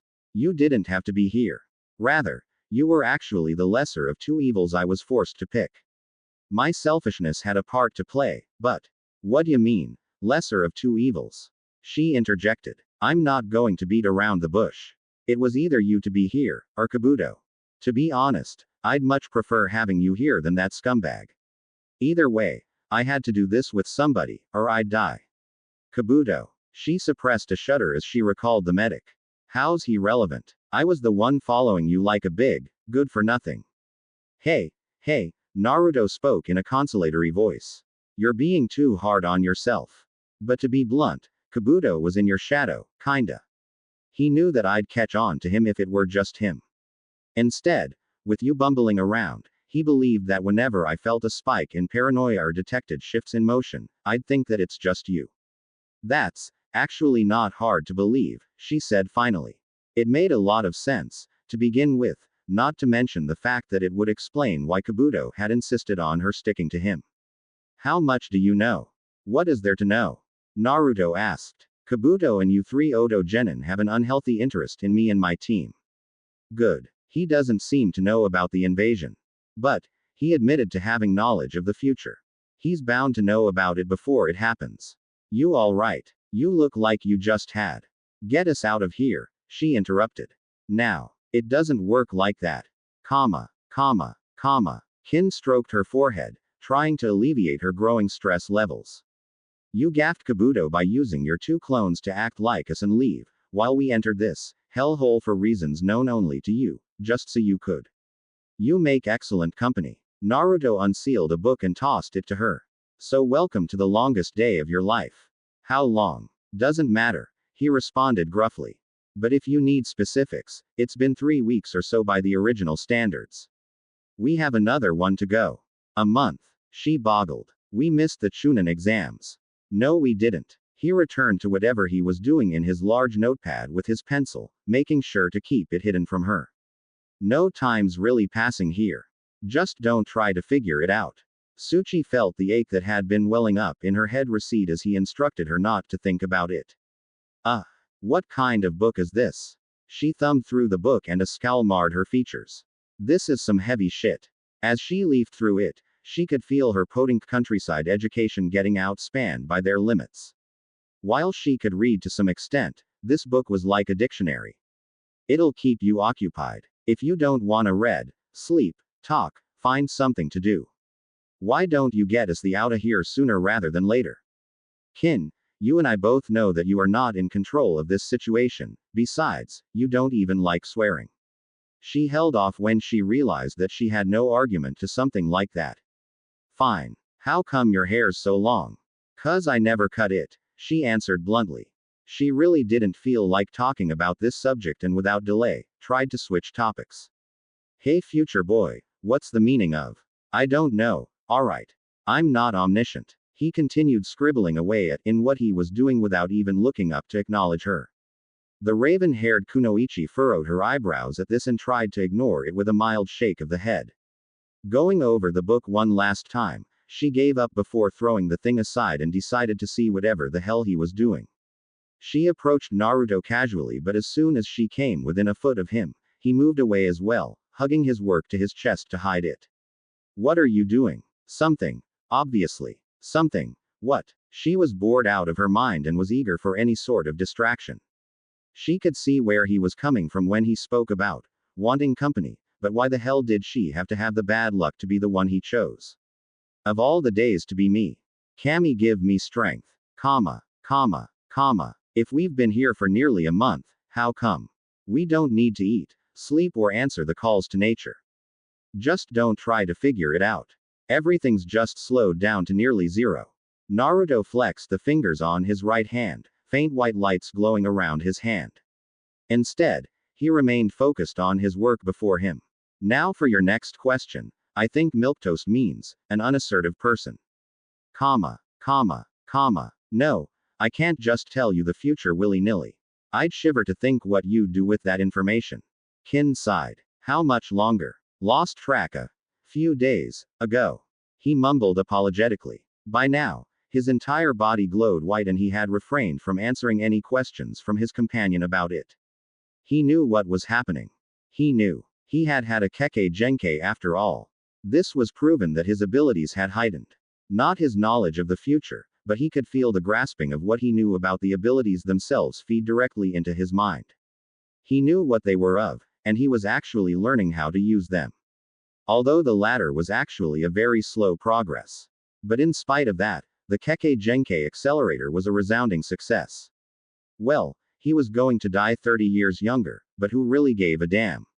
Not him. Why me? Kin asked demurely. Somehow along this wretched and horribly dark experience, she had been humbled somewhat, or she had just lost a lot of bite against her companion. While it was most likely the latter, Kin wondered what would happen after this was done. Would he kill her? She now knew his secret, although he had told her. He knew, or was bound to know who her bosses were and what their intentions were of, and she'd be landfill. So although she was hating the situation, she hated thinking about her fate once it was zeroed. It was like a man imprisoned, but he knew that murderous people who had a bone to pick with him were waiting for the day he got out. Why you? Naruto asked dumbly. Yeah, why me? I'm not a friend of yours. Why didn't you just ask a friend of yours to stick this out with you instead of me? I'm no comrade of yours. I'm not even of your village. I'm an enemy. You're no friend. Sure, the glowing boy agreed. But you're not an enemy. You're basically in a neutral zone. Besides, you kinda reminded me of someone. Naruto eyed her, thinking of Haku as he mulled over the similarities again before his eyes dropped. I'm given a specific set of instructions, you could say.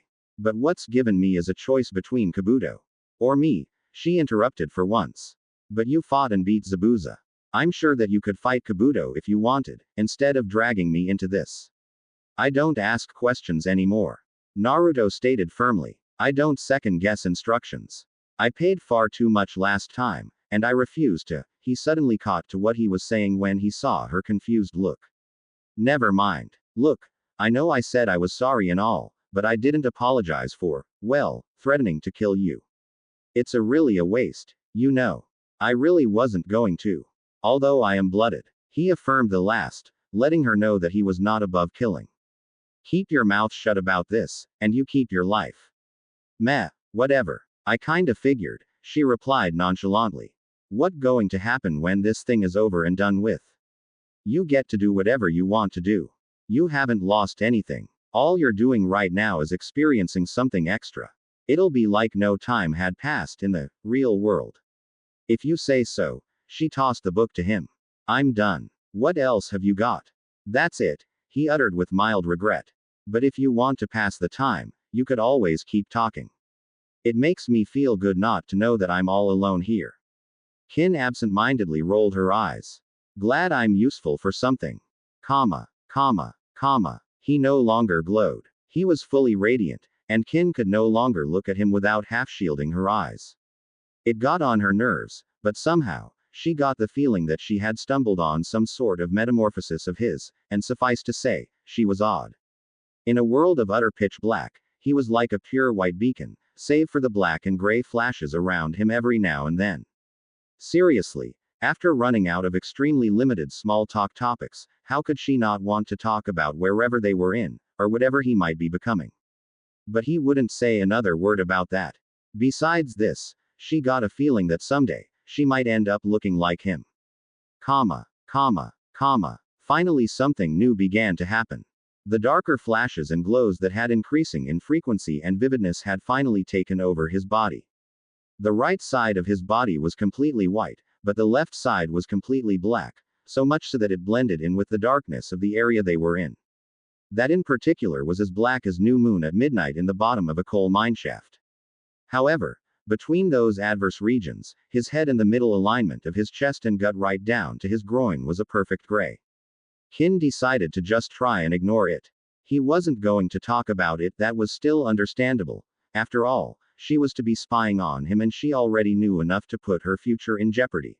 and she had run out of things to do to occupy her attention. But as she slept, however, an alternating pair of white and black eyes watched her, the mind behind them thinking of what the future held for both himself and the Oto Kunoichi. After a few moments longer, he went back to his notepad. X equals X equals. Inky orbs opened and were nearly blinded as a bright light glared into them. Groggily raising a hand to her face to shield them by peering through the cracks, she instantly felt her fatigue ebb away as she sat up from lying on her side, taking in her surroundings.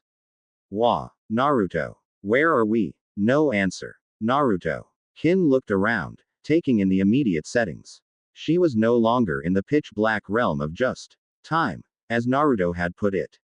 She'd never understand that, but what she was calling to mind was that she could hear the hustle and bustle of the village. Judging from the yells here and there, in the distance, she could reason that it was the very day that she had departed from. The back exit of the store was behind her, and she was, apparently lying on some clothes like a makeshift blanket. The area where she was in was deserted. Everything was normal. He's gone. She stood up now and began to smooth out her clothing. As she did so, she took note of a piece of paper in her other hand for the first time, a folded one. Looking at it, she saw that it was addressed to her, Tsuchi. With barely any preparation in case this went south, she unfolded it all at once and straightened the pressed lines. After a full minute of staring, she finally recognized it for what it really was. Her scrutiny soon became one of admiration of the sketch of herself. There were 3 different sketches of her, in fact, all of her in different poses during the ordeal. Standing with her weight centered on one leg, another of her reclining while propping her head up one arm, and the last which was of her sleeping just now. Even if it were of herself, she never would have thought of herself as pretty. Not narcissistic, mind you, but her first glance of the sketch bore the thought, wow, she's pretty. And then she realized that it was actually her. If Naruto wasn't talented at any one thing, then he was certainly gifted at sketching. The only thing that wasn't perfectly accurate was a graced smile on her lips in all 3 poses. She didn't mind. At the very bottom of the sketch, written in the right corner. Thanks for your time, Naruto. Kin carefully folded the sketch, placed it in a secure place within which to carry it on her person and ambled off with a small smile on her face. The day had finally arrived. Naruto didn't know about the others, but he had spent years on Saturday, waiting for this moment. Naturally, he didn't have the time to slow walk dramatically with his team as they approached the institution that would house them for the first phase of the Chunin exams. Well, he knew, but his team had yet to know. Naruto could feel it. Time was an idea, an abstract thing, to everyone else. It wasn't as if he could hold it as if it was a tangible thing, but rather, he could actually feel it. Time was like some sort of person behind a camera, telling everyone to get in line and look their best for a photo opportunity. The end photo showed all who were in the picture, excepting the person controlling everything. Naruto couldn't see time. He couldn't hear it, or feel it. However, he could sense its influence on everything around him with a better perception. It was creepy at first, but he had gotten used to it. After all, he had to deal with it for the rest of his life. Might as well hurry up and get that out of the way, huh? He mentally checked his seals. All of them were on his person, all in the areas where he believed he would need them, not to mention in places that could maximize his quick draw. He then took inventory by recalling their contents and grinned to himself. The exams will be interesting. He zoned out the quiet conversation between Sakura and Sasuke as he called to mind the people that had made his life interesting, of late, around 1 week before exams to be precise. Running around, pranking, virtually kidnapping and threatening Oto ninjas. His mind fixed upon one in particular. He was pleased to have made her acquaintance. She reminds me of Haku, he mumbled. Foreign kunoichi I could have fought, but instead, became friends with. Did you say something, Naruto? Sakura looked to the blonde and asked, mid-conversation with Sasuke. She'd come far from what was previously an out-of-proportion crush. Just talking to myself. Oh, and, Naruto looked around. Make sure that at all times, that you're at 100%. I'm not missing anything, she answered. What do you mean? You two should check yourselves every now and again. Not to make sure that you're not missing anything, but to make sure you're not carrying anything extra. Sasuke grunted. I see. Other people in the exam might want to slip things onto us. Exactly. He looked straight ahead, gazing intently at the road before him. Sakura. Sasuke. This came from Sakura, but the Uchiha merely glanced at his fellow male squad mate. How do you see me? What kind of light do you see me in? He asked, as if unsure of the answer. In fact, he really didn't know the answer. He had had free rein during his traversal to the area where the exams took place. Nothing happened on this trip, but he had to know. He wanted to know. I don't understand. Describe me using 5 words. Naruto replied shortly. Be honest. Where did this come from? The Uchiha queried. What brought this on? That's it. I'm indescribable. The Uzumaki's tone indicated that he was nearly upset. After so long, you can't describe me using 5 words. Am I just a placeholder for this team to make sure that the squad is full? Calm down, Naruto. I'll try. If you can oblige the same to me, that is, Sakura piped up with a smirk. Truthful, brutal, honest, eccentric and idealistic. Really? Naruto was pleasantly surprised to hear the last. Idealistic. Yeah. Back in Wave, you were like, go team go, in your own twisted way the whole time. Always hoping for better. He was pleased to hear such an analysis, but he wanted to hear Sasuke's description of him. On that, of course, Sasuke took a while. But after that, all he came up with was emotional, strong, original, mature, uncanny. Quote. Question mark quote. The Uzumaki had to check his hearing. I hear compliments in that. Maybe I'm going mental. Or rather, it's you who's gone mental. Now for me. Personally Sasuke. I think you're collected. Ambition issues. He said this carefully, lest he offend. A damned good ninja for one who spent the least time in the academy. Issues pertaining to the opposite, he uttered, hinting to his teammates fangirls. And needs to take it easy on the whole emo crap.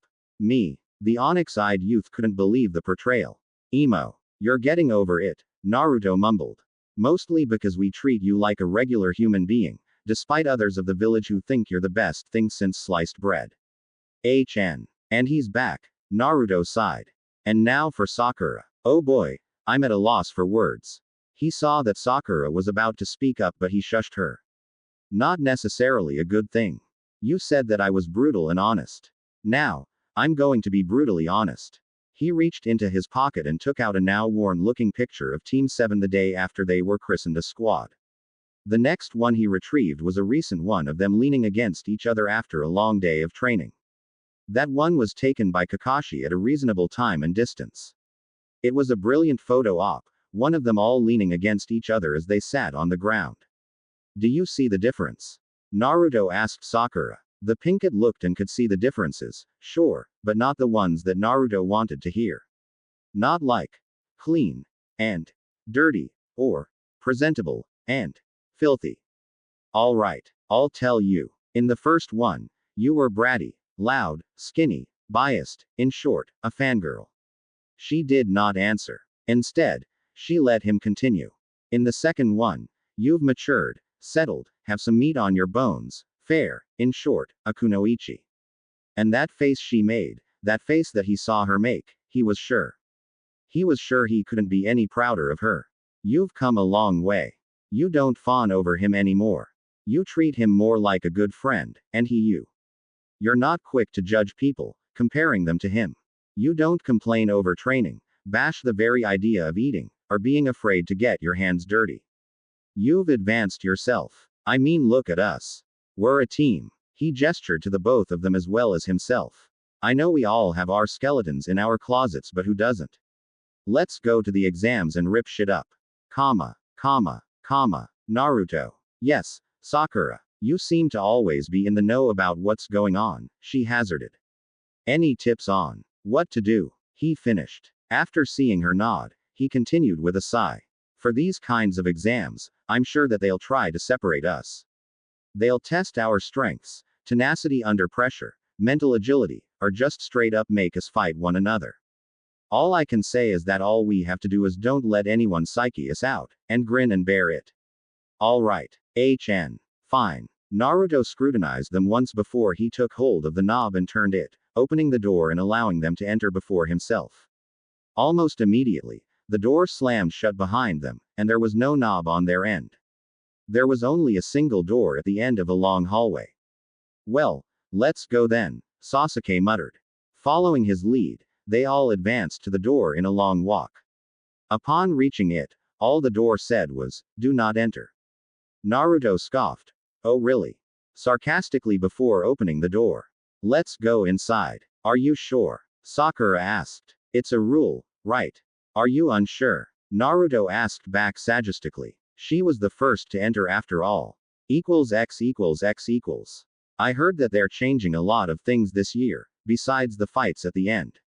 Kurenai gossiped to Asuma. It's going to be really trying. Me too. I hope they'll be all right. We did send in rookies, after all.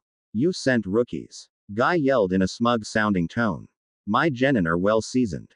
Well, what about you, Kakashi? Kurenai asked the silent Hitaki from where he sat reading a newspaper. Apparently, it looked like the area that announced sweepstake winners. Me? Are you asking about my genin? Yes. I don't have any genin, the man answered matter-of-factly. I have a team. And that's going to trump all of your genin.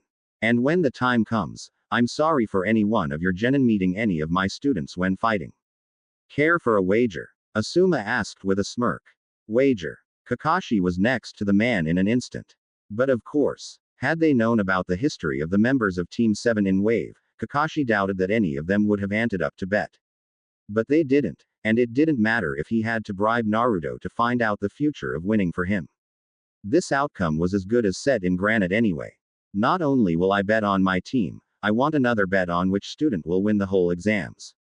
Shikamaru. Asuma said instantly. Neji. Shino. Kurenai said hesitantly. This isn't easy to answer, though. We have to take foreign ninja into account. Alright, for who goes the farthest and or wins? Let me guess, you're picking Sasuke. The Sarutobi asked. Nope. Kakashi answered with an eye smile. Naruto. Quote. I guess you're losing this bet, the Genjutsu mistress chortled. We'll see. Now then, money. I wanna see it out in the open. X equals X equals. Hey guys. Sakura greeted. Good to see you all.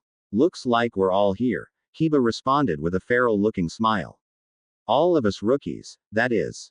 One could only wonder what our senseis were thinking, Shikamaru said with a yawn. Chunin exams for rookies. TCH, how troublesome. Sakura finally turned to acknowledge her yet-to-speak blonde friend. Ino. It's been too long. How've you been? The Yamanaka could only silently stare at the Pinkett. The clan heiress knew how Sakura looked, thought she knew how she looked. The hair was there, certain facial features were there, but the clothes, the confidence, the maturation, this was not the Sakura she knew, all dressed in reds and blacks, having gained some pounds in the right places and showing marked muscle definition. But she was calling out to her. How was she to answer? Hey, Sakura, Ino replied lamely. I'm fine, she added a shrug for good measure, trying to salvage what self-esteem she had left. That's good to hear. Hey, Ni-san, Hinata greeted as she walked up with the members of Team 8. I haven't forgotten, you know.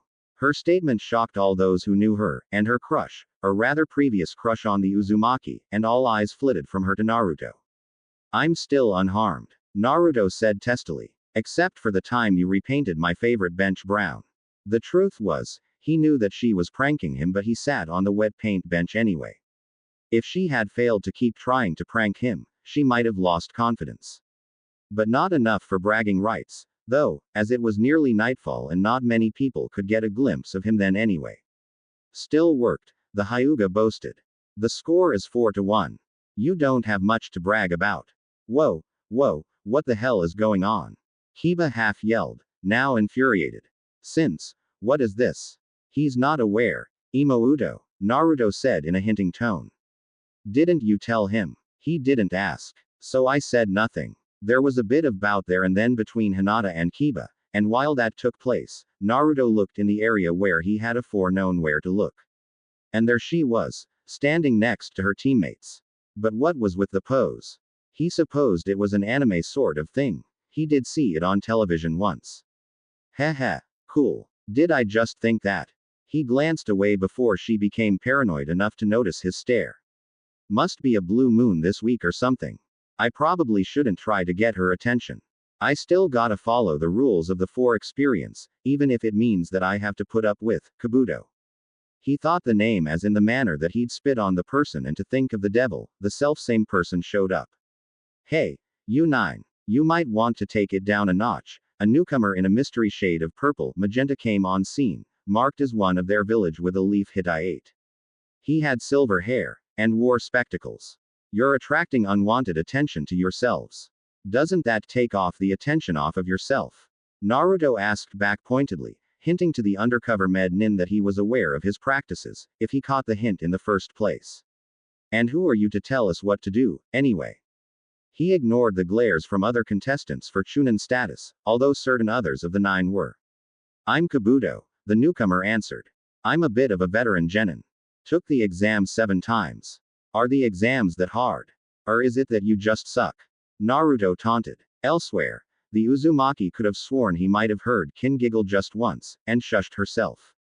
He mentally patted himself on the back from eliciting mirth from her, even if it was just for an instant. They're that hard. Besides, 7 is supposed to be lucky. Perhaps this'll be the time I finally catch a break, Kabuto said sheepishly, but a rather harsh-looking lens glare developed in his glasses. Damn you, Uzumaki. You just enjoy making my job difficult, don't you? Especially after actually tricking me with doppelgangers of you and Kin. Even Kin, who told a story of how she got knocked out. Although I don't believe her. She could be compromised. She needs culling, if that's the case. So, thank you for trying to warn us. You may return to wherever you came from, buddy. The Uzumaki continued to antagonize. This part was fun before, and still is. I'm a fellow Leaf Nin. I can help you guys out a little. With some information about the exams, of course. I've been around for a long time. After some details here and there about the concept of his ninfo cards, Sasuke glanced around the room. I can't think of anyone to ask for. Uzumaki Naruto. Then, 1. Why'd you ask about your own teammate? Hinata asked. Don't you know him well enough already? That's the thing, Sasuke muttered. I know so much, and yet so little about him. Besides, he smirked a bit. If you tell me what I know already, the info is basically repetitive. If you can't tell me anything, then your info is useless. Kabuto still heard the unspoken 3rd rule. It wasn't said, but there was a 3rd one. If I can tell him more than what he knows, then I'll be a dangerous factor and liability. Suspicion will fall on me, knowing a guy better than his own teammates. But, how much does Sasuke know? I can't say for certain. Alright. He channeled a bit of his chakra into the card he knew to be Naruto's. I'll just go for stats, and the things his team must be aware of. Still better to be safe than sorry. Alright, Uzumaki Naruto. Says here that his teammates are you, and Haruno Sakura. Junin Sensei is Hitaki Kakashi. For mission statistics, he's done 30 D rank missions, 0 C ranks. Kiba chuckled at this, while Hinata and the others looked a bit thrown off. All you guys have been doing are chores. And won a rank, Kabuto finished. And that marked the shutting up of Kiba. And to let me finish, whoa. He pretended to look shocked. What is it? Shikamaru asked, curious now. Says he single-handedly killed Zabuza Momochi, the demon of the hidden mist, and his apprentice. He also assisted in the killing of Gato the shipping magnate, a user of the swift release. Although assist also goes to Kakashi and Sasuke who did the actual kill. Well, damn. Nothing new, the Uchiha muttered. I guess it was just a repeat. A reminder at best, and I hate reminders. Are you kidding? Ino cried. What the hell have you guys been eating? Well, this has only served to break what little motivation I may have had to do these exams, Shikamaru said. Any other genin here have been killing elite Junin. I mean, single-handedly killing him. How is that possible? I just did everything right, that's all, Naruto defended. Elsewhere, Kin smiled to herself. It's just like him to act that way. If only. Really now, Hinata mumbled. And you still sat on brown paint? She asked pointedly. I have my off days, Naruto defended. I did that on purpose. If only I could actually tell her that without wrecking the relationship we have. He now turned to address the crowd of genins gathered, still petering out killing intent. Anyway, to all of you eavesdropping, pisspot cunts, I'd call you all assholes, but those serve a purpose, like giving birth to likes of you. Cross me, and I'll rip your ugly goddamned heads off and shit down your throats. Those who get offended are those it applies to. I hate when the experience tells me do things I don't like doing. Needless to say, everyone did feel like it was being applied to them. They were all about to collectively rip the Uzumaki a new one when there was a fairly large explosion of smoke, from whence came 6 higher-up ninja emerged. 5 of them retreated to somewhere unseen, while the last, female, remained at the front to address all who were present. Welcome to the exams, the pineapple-headed woman yelled. Or as I like to call it, your epitaph. What happens to you in the exams is going on your tombstone right below your name. Don't worry, it's least we could do. Wouldn't want you in an unmarked grave now, would we? The woman said smugly. Obviously a kunoichi, she wore a fitted mesh bodysuit and a tan trench coat, along with an orange miniskirt. She also wore shin guards, but her snake fang-looking pendant went fairly unnoticed to the majority, who were merely studying her assets, if they could get a glimpse, that is. There was a brief moment of silence before there was a loud cough in which an insulting response was hidden. The problem was, it was easily interpreted to everyone as someone trying to cough. Corn alert. The rookies recognized the perpetrator to be Naruto. The woman decided to ignore it. My name's Anko. I'll be your proctor for this stage of the exams. Naruto glanced about. They were in a very large, unfurnished room with no windows but had decent electrical lighting, capable of housing 300 easily, allowing each person to have decent room. That was good, for there were around 90 teams here, including his. That detail passed into his mind easily, though. He expected that, and he would soon need to taunt the woman again as she droned in the background. He knew the rules already, but decided to rerun them in his mind as she spoke. This is an espionage and theft test. For this one, there are 20 keys around this room. Some are on people without them knowing, some are hidden with genjutsu, some are under rugs, although most of those are trapped. The last 25 keys are being slowly made by keygens, 5 each. The 5 keygens are the 5 machines or 5 different points in the room. 1 to each wall and 1 in the ceiling. Once one key is used, it can be cast aside, but the door at the far end won't register the key anymore. Each key can only be used once, and Shunin are making sure that only one team passes through the exit behind her. At the most, only 45 teams will make it to the second stage. Some people will get killed of course, but only whole teams can leave. Also, some of you have keys planted on you without your knowledge. All of the keys have chakra running on them and they'll light up and reveal you to be a carrier. The woman yelled at the genins gathered. Now then, I wanna see some blood. Start killing each other. Did you take your med pills this morning, lady? Naruto yelled uncharacteristically. After taking the ones that are supposed cure you of whatever kinds of crazy you are, take the ones that make you chill. As he said it, he could hear gasps, and he mentally prepared himself for. A kunai flicked past his cheek and embedded itself in the ground behind him. Almost as soon as the event occurred, the woman appeared behind him via body flicker and holding a kunai to his throat. Do you want to repeat that, young blood? She whispered to him sensually. It's the brats like you who die quickly, you know. Naruto's eyes looked to the side to acknowledge his teammates before whispering only so the woman postured behind him and over his shoulder so only she could hear. Oh really? Who's stronger? Is it you? Or is it I? Me? I'll have you know that the pain you're feeling in your is as a result of me kicking it several times before you had that knife at my throat, Naruto whispered with a smirk. Anko did feel it, and yes, it did feel like an ass kicking. But when did he? She decided to ignore that in favor of licking his cut cheek in an intimidating, unsettling manner. After all, the ass-kicking issue could wait till later. But when she did, she only had one thing to say. Ketchup. She hissed to the lad, confused. She was sure that she had cut him. Why yes. Also, I'd like to thank you for being a wonderful test subject. Please return to invigilating us. Naruto answered smugly. She was tempted just to slit his throat right then and there for even saying the words, test subject, around her, but she let it go. Instead, she shunned back to where she was before. Alright, everyone, begin. 2. Naruto grabbed his teammates by the shoulders. Get ready, guys. And, don't worry at all. Trust me. They turned to him with a questioning look, but he only grinned. Have I ever steered you wrong before? Anko herself grinned, before heading to her own secret place to watch. Lights out. Maggots. And as so she stated, so it was done. Every light switched off instantly, leaving the door in total darkness. Almost everyone was caught off guard, and after 5 seconds in the dark, one could see all the keys glowing all over the place, including the Keegan machines that the woman had described. That also meant people who were unknown carriers of keys, and that only served to remind everyone what they were supposed to be doing. The room fell into chaos. Hey, look at that. Ino has one. Kiba chortled. Come on, guys. Let's get her key. Whoa, we're friends, guys. Ino cried. She turned to where she figured Shikamaru to be. Shikamaru. She hissed. We've gotta get to the exit. Ino, we're in pitch darkness. I can't use my Kajimane no jutsu, and you and Choji can't even move around your own houses to sneak around at night. Just throw them the key.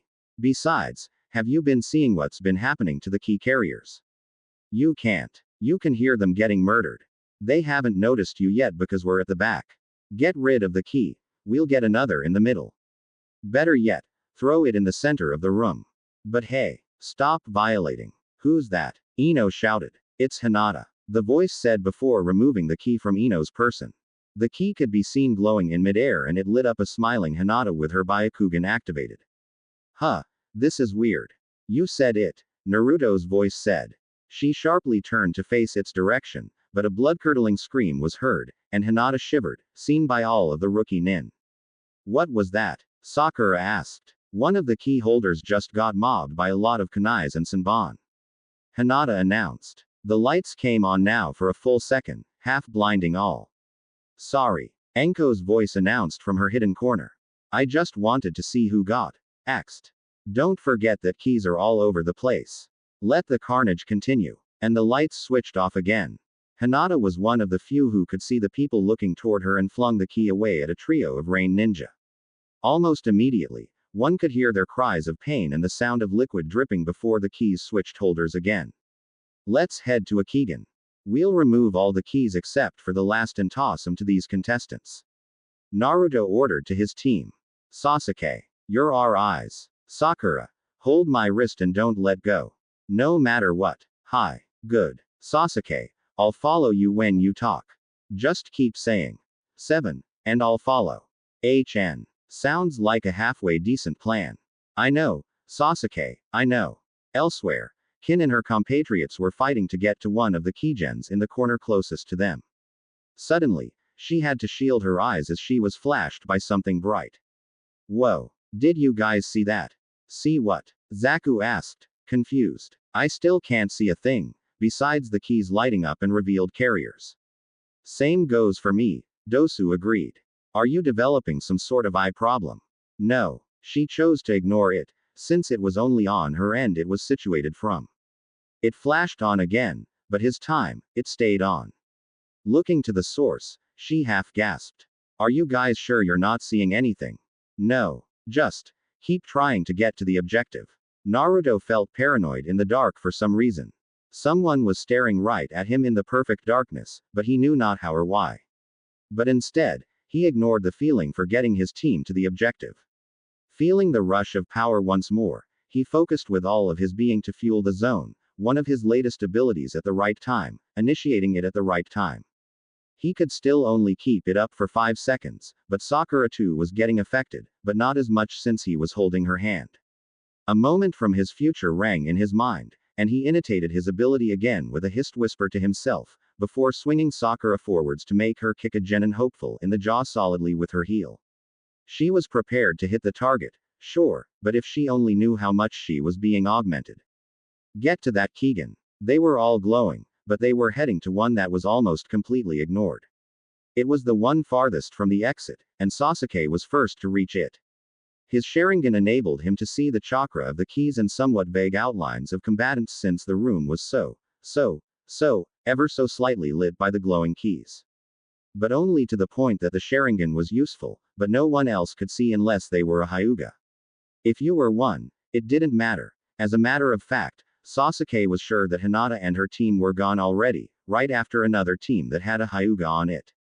Once they got there, Sasuke and Sakura immediately tried to get the Kigen to work to produce the ki while Naruto stood guard, doing whatever the hell he was doing by the Uchiha's standards.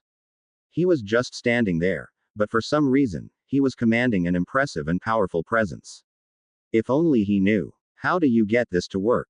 Sakura felt the machine blindly. This part feels like it has the word enter engraved into it. I'm pressing it. It was revealed to be a button, and a glowing key slid out from it on a tray. I've got it, guys. The first 4 keys they removed and tossed to the lot of genin contestants in the center, the teams there fighting each other like dogs for scraps until finally, the 5th key the Kigen could produce emerged from it. Great. Now who's carrying the key? Sakura is. I trust her to carry it, Naruto answered the Uchiha in an assuring tone. Really? The Haruno asked sarcastically. Hi. Naruto answered. Now trust me and Sasuke. Sasuke. Hold her hand. I said hold your teammate's hand. Are you afraid of a woman's touch or something? HN. Came from the darkness before Sakura slightly squealed in a reserved measure of delight. Naruto sighed before he instructed Sasuke to hold his Naruto hand as well. This came even more hesitantly before the 3 started heading for the exit. It was a triangular formation. Sasuke in the middle in the lead, and Naruto and Sakura to the sides. Vista radial zone. Naruto yelled. What the hell just happened? Kin thought furiously as the previous phenomenon lit up again. Why is he lighting up like that? Is it that only I can see him? How are they moving like that? She could see that Team 7 were moving quickly, but Naruto was getting breathless for next to no reason. He's doing something really exerting, and he's somehow causing them to move more quickly. I mean, look at how quickly they got to the exit. Speaking of exits, I'd better get my team over there, since we got our key too. Thanks, Naruto. I guess whatever you just pulled from your just showed me where to get out of this death trap. To her right, she informed Zaku to where to aim his decapitating airwaves. After making short work of those in their way, they were soon at the exit and passing through it. As soon as she saw that everyone who could stand, limp or crawl make it through the door with their keys, Anko instructed her, unfortunate, Chunin detail to clean up the mess of a hull that the Genins had made a mess of. Not that the Genins weren't already a mess. Of course they were. In the pitch black of the room, everyone was practically at each other's throats, except for a number of Genins who knew that they should stick together to at least partially nullify the possibilities of friendly attacks. Genin in the middle of the room with keys weren't so lucky though, as they were the first to get their necks on the chopping block. As soon as the lights were out, they glowed in the dark like a firefly. Before they could figure out where the keys were on their person, they were slaughtered. Such a word was apt for some of the carcasses found. Just because these were Genins to Chunins didn't mean that bunch of weapons from a lot of them at the same time didn't riddle bodies. This test was to teach them to have extreme reaction times to bleak situations, the secrecy of espionage in dark places and such. Theft was, well, the test wasn't actually meant to be so lethal, but the crazy woman had implied it when she claimed that she wanted to see some blood. If Ibiki had been there, he would have removed all of their sharp weaponry. But he was out on mission, leaving Anko alone to oversee both the first and second portion of the Chunin exams. This might go over badly, as she had forgotten to hand out the waivers. Oh well, such was life. Said Mitarashi absently rubbed her, thoroughly feeling that she had indeed gotten kicked there. But as much as she tried to ignore it, it wouldn't go away. Not the pain, that is, but the very idea that she had gotten her literally kicked. By a Genin, no less. Ah, what kind of kid is this? She muttered to herself. First my gets kicked, then he calls me a test subject. Why, the nerve. A few minutes later, she had somewhat forgiven the issue of him calling her as such, for he was ignorant of her history of actually being the very same to a traitorous Sanin. But the question still remained and begged to be answered. How on earth did he do that? How can a Genin do that? He acted like a cheeky brat, then I threw a kunai to intimidate his and it cuts him, or at least I think it cut him. Then I shunshin behind him and put a kunai at his throat. I need to figure this out. You see, Kurenai. Anko heard a voice catcall. Your team was the first to leave, but mine's still the best. My team was the first to make it to Akigan, not have to fight anyone, actually spending time to remove keys and throwing them to other contestants so that their attention would rest on the middle, rather than they themselves escaping without even a scratch. Not abilities, but smarts. We'll see, a woman's voice answered. But of course, Hinata could see in the dark. She had an advantage. But we all saw Sasuke activate his Sharingan. Anko could hear all of this behind a closed door next to her, and she couldn't help but wonder, how come these people could see that? I was in the room itself, and it was just me. I didn't even see Uchiha activate his Sharingan. She knocked the door and entered. Hey. The occupants of the room were recognized to be Junin teachers watching CCTV, closed-circuit television, but it was on tape as they kept replaying a bit over and over. She saw that they were only the teachers of Teams 7, 8, 9 and 10, and that raised a bit of an issue. They all greeted her in their own way, but her eyes remained fixed on the TV in general. You guys have been watching that portion of the test on tape. Oh yeah, Kakashi answered with an eye smile. We even saw you chakra clinging on a wall, close to the ceiling. Night vision was enabled, you know. We saw everything. Even your little episode with my student before the test started, he said the last in a suggestive tone, even to the point where he wagged his visible eyebrow. You be careful now with the young blood. Anko threw the scarecrow such a look that was so deterring that it shut him up instantly. Everyone except Kakashi, leave this second, or you're gonna get caught in my line of fire. That had Kurenai, Asuma and even Guy suddenly finding something better to do elsewhere, leaving Kakashi sweating nervously. Sellouts, he muttered. In fact, he was prepared for a beatdown but found his seated in chair and Anko in another next to him in front of the TV. You know what, Kakashi? I think I'll let that one slide. You'll get to live, was his most sensible answer. Oh yeah, she waved it off. But not necessarily in a state one might call healthy. You might get to stay that way if you can answer a few questions of mine. An inquisitive glance coupled with a cold stare got the job done, but only to a certain degree. The sound of the steel of a kunai leaving a leather case was apparent, and how many degrees did that get? All of them, apparently. What kind of questions? Questions about Naruto, she said the last with a sigh. I'm racking up a massive headache just thinking about it. I take it that you saw what happened, but did you notice anything unusual? Other than you rubbing up on my student provocatively and the fact that you licked his cheek that you cut with a thrown kunai. The Hitaki deadpanned. No, nothing at all. She rewound the video of the scene and played it out normally. She did this a number of times trying to see if there was some phenomenon happening that could clue her in, but all she did was get on Kakashi's nerves. What are you looking for? Kakashi, to be frank, that student of yours mouthed off to me and I was trying to scare him. But right now, I think he's got me scared of him. He looked at her questioningly and she continued. After he dissed me, you had it coming. It was funny, though. Whatever. I threw the kunai and I'm positive that it cut him. Then I shunned Shin behind him with another kunai and held it to his throat. Then I licked his cheek, but it was actually ketchup. That's new, the man answered at last. That's not all. The guy claimed that he kicked my. And my feels like it literally got kicked several times. If he actually did something like that, then it happened sometime when I threw the kunai, and when I was holding the knife to his throat. While Anko was explaining, Kakashi couldn't help but think that perhaps Naruto was manifesting new powers, and if so, then this exam was as good as done in their favor. But what had he done? Ketchup. Ass-kicking. Maybe you really should be taking your meds. For the love of Kami, don't make me beg. Just help me figure this out. Please. She sounded unnaturally sincere, but Kakashi knew how to keep a secret.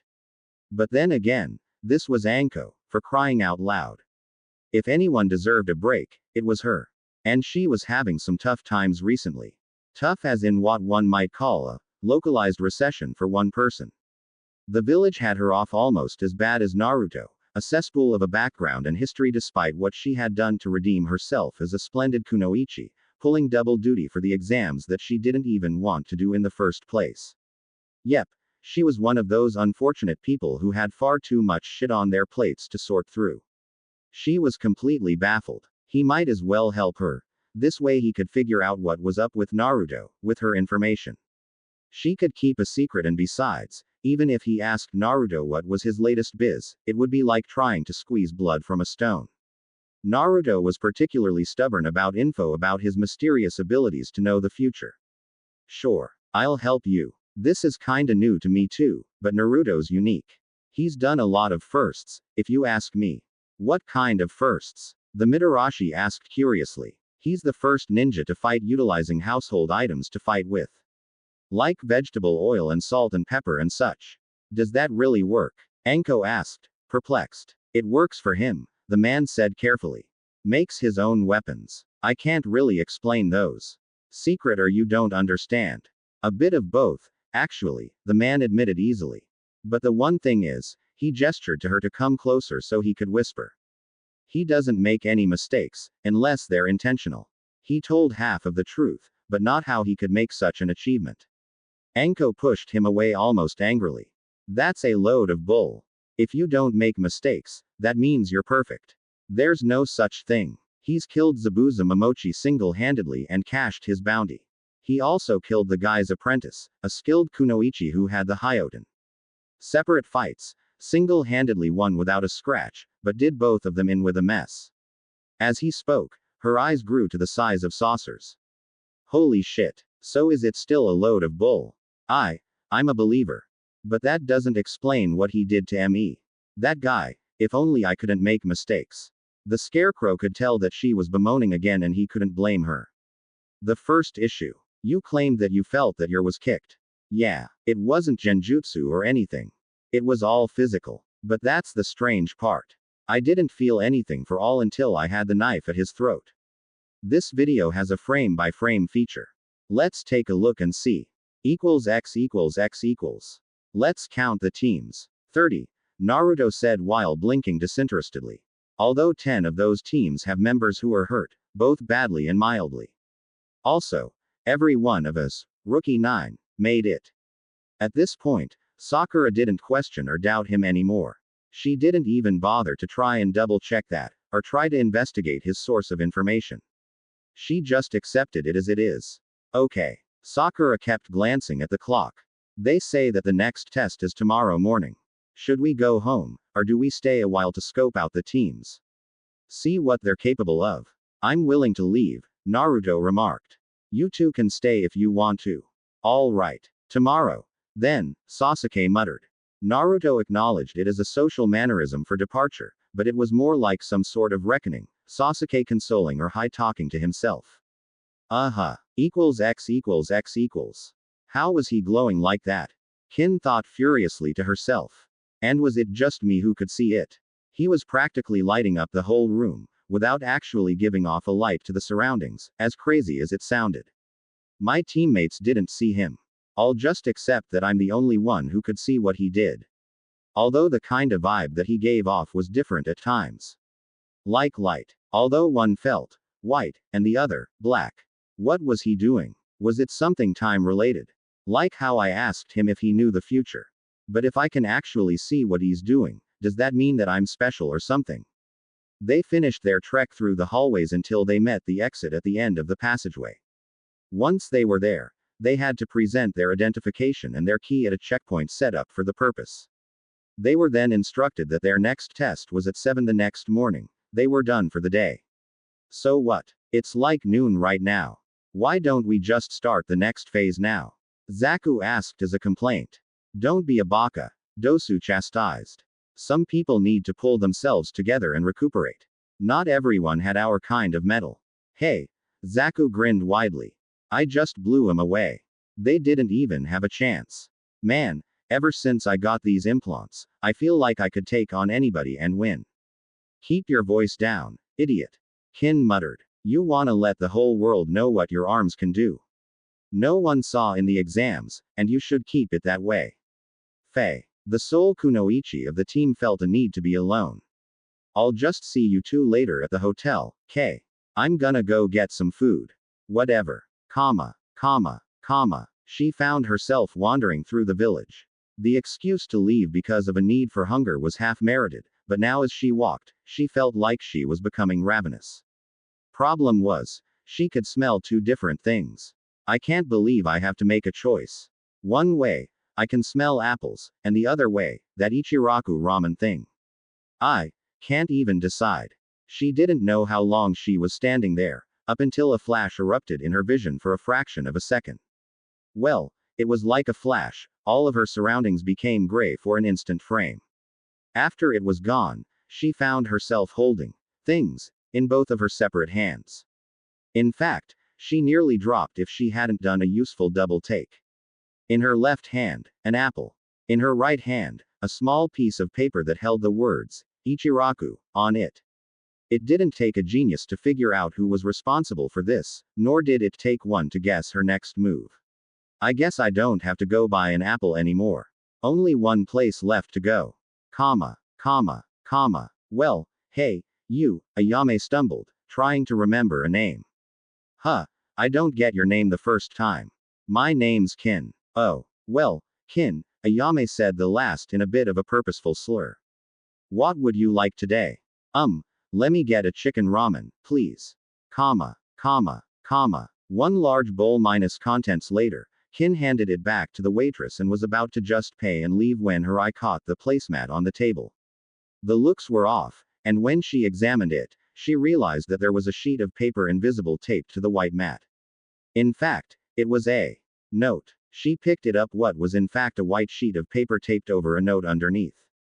The first sheet of paper was to hide the second underneath, seeing as how the one with the message couldn't have been properly disguised with ink writing on it. Kin. Yeah, it's me. No time or space for pleasantries. Your future looks bleak and, to be frank, suspicious. But let me tell you this, you have two options. 1. Tell me what's going on. Or 2. You'll get killed sooner rather than later, and I'll do nothing to stop it. Kin gulped air at this, trying to breathe as easily as before but found that she could not. She knew that the blonde had some sort of strange ability to predict the future, but a note like this felt far-fetched. And likely. That was what was scary. She continued reading. The future is set in stone, but think of me as the person who's carving it. I can allow things to happen. I can disallow things to happen. You're going to the hotel. Kabuto will be there, and he wants to know what I'm capable of. He's suspicious of you, and frankly, I have a right to be as well of the whole lot of you. Answer wisely. I'm not threatening you. It's your choice on what to say. Believe me, I want to exercise blind faith in you. Don't let me lose it. Please. Naruto. Her breathing rate had calmed considerably, almost as if she was in full acceptance of what the message was conveying to her. But it didn't take her long to make up her mind, though. To continue to think about what she had to do would be suicide. Instead, she decided to take her time to think of what to say that would be enough to appease both sides. Her necessity to please Kabuto would be to please Orochimaru, which in turn wouldn't feel the need to discontinue her life. That was understandable. What wasn't understandable was her need to please Naruto. She didn't know why she would. Perhaps it was because she gone on so long without a friend, if he actually were a friend. It had been so long since she had had a friend, but it was kinda complicated with the guy. For all of 2 weeks, it had been all kinds of crazy, what with death threats, guidance, vinegar in the eyes, more threats, even more threats, then she found herself in a lingerie aisle, then the whole fiasco in a place that didn't exist. And now her head hurt, really bad. She started to think about her experience in that place or whatever it was. To be honest, it wasn't as bad as one might think. Not the fact that she was stuck with someone who had threatened her or intimidated her quite a bit, mainly because he had apologized. It showed him to be sympathetic. The next part about going mental for an indefinite amount of time was tolerable as well. What was key was that she was untouchable for the entire period. Orochimaru couldn't get his fangs into her, Kabuto couldn't get his scalpel into her, she didn't think about her past even once, and she got to speak with a pretty interesting guy. One she had fairly decent conversations with. One that had her done up in a wonderful sketch, one that she admired the person it was of before she realized it was her. A guy, apparently, who could see the future. Wow. She snickered to herself, despite her situation. If only I had a gift like that. Man, I'd be invincible. After thinking this, she paused. I guess that's how he's so strong. But he doesn't yet know what's going to happen to the village. There must be some kind of limit. Either way, he's not a guy to mess with. I bet that what he went through on Saturday was like some sort of evolution or something, 'cause he did something new today. He lit up in some kind of gray that was mostly black. I dunno. He lit up. He flashed. He was shining for Cammy's sake. But am I the only person who saw? Am I different too? Coincidence. Maybe that zone or place or whatever it was affected me too, and I could see when he's doing something that's probably time related. She looked up and saw the sky overcast. Maybe he could have told me that it would rain, she thought bitterly. She continued moving along now, seeing the hotel where she was staying come up in her view. Oh boy, I hope I don't make any mistakes. I really don't want to let a guy like Naruto down. He wants to exercise blind faith in me, I wonder why. Is he just that stupid or idealistic? Is there even a difference in a world like this? Why can't life be simple? I want it to be simple. I just want to be free to live my own life. Is that so hard to ask for? Not having to suck up to someone just to keep my life. I'm not threatening you, she could hear Naruto's voice say in her head. It's your choice on what to say. Believe me, I want to exercise blind faith in you. Don't let me lose it. Please. She felt horrible, but wary at the same time. Is he saying it because he's afraid I'll tell his secrets, or is he genuinely pleading with me? Maybe some kind of history happened already with this sort of thing, and he doesn't want a repeat, 'cause I'm sure that if he was afraid I'll tell, he'd have killed me already. He told me that he's not above killing. Although it's a waste of young life, he says. It's almost as if he's desperate to make a friend outside of the village. The guy's got problems. She made it to the hotel and let herself in and went up the stairs to her floor.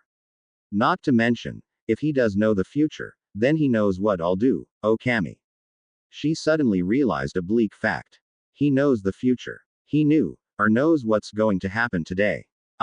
He said that he can change things, just because he knows what will happen. I'm going to sell him out, and he's pleading with me not to actually go through with it. But if I actually do, he won't hold it against me. She actually had to choke back a harrowing sigh. The guy was completely idealistic. Even when he knew that she was about to do wrong, he had already known that she would, and in his own way, was forgiving her. That didn't mean that she wanted to just tell on him, however. With that thought in mind, she arrived to the door of the room which she shared with her teammates and turned the knob, prepared for trouble. Hello, Kin, Kabuto welcomed the Oto Kunoichi in a honey-glazed voice. So nice of you to join us. She cringed inwardly, knowing of the medic Nin's true character. Whenever he spoke like that to anyone back in the underground labs of Oto, things never went well. More than likely, the person's voice would sound the exact opposite in a matter of minutes, screaming gutturally, of course. Konnichiwa, Kabuto-sama, she bowed at the waist, thoroughly prepared to figuratively kiss his to stay alive. I hope I haven't kept you waiting. Not at all. Dosu and Zaku here have already briefed me on what their quarry was capable of. I'm sure that yours won't lack in info. I didn't learn much in the way of his combat capabilities, she spoke slowly. I'm sure that you're already aware of his strange tendencies and habits. I am. And that intrigues me the most, Yakushi said in a tone not unlike Orochimaru's. No doubt, the rogue Sanin was influencing the medic Nin in his undesirable fashions. He started to walk around Kin slowly and monologued as he did. The more and more he did, the more she tried to retract into herself in a sort of cowardice, expecting something awry. He goes to bed at 6 p.m. every day, wakes at 6 a.m. every day, is condescending and sarcastic excessively, knows things that he shouldn't have any business knowing. He stopped just behind her. Feel free to jump in anytime. She said nothing. So, he continued, circling her as if he was a carrion bird and she was nothing but a carcass. Knowing him, he might even already see her as such. He was being followed by you, trailed by you, espionage done by you, and yet, is always aware of when you're watching. Oh yeah, well, he's always known when you were watching him too, you sick bastard, she thought back in her mind. However, she had the smarts to keep this thought to herself. And he spares you, despite you telling me that he was going to kill you. How strange. Knowing his history, he hasn't had any qualms killing. Do you think you're special to him, Kin? He intoned the word almost as a purr. And no, she lied.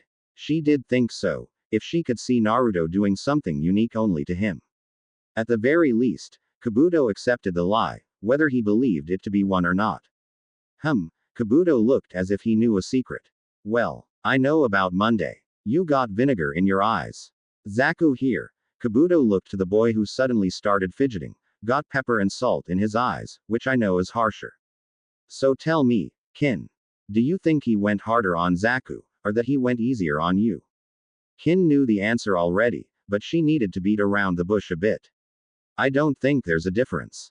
For all we know, he could have just used the pepper and salt as a next tier as a means to tell us that he despises being spied on. You're not answering the question. Do you think that he went harder on him, or easier on you? Shit. He must have seen right through her. It'd be best not to lie, currently. Just in case. He wasn't gaining worthwhile info at this particular juncture. He went easier on me, she answered in all abandon.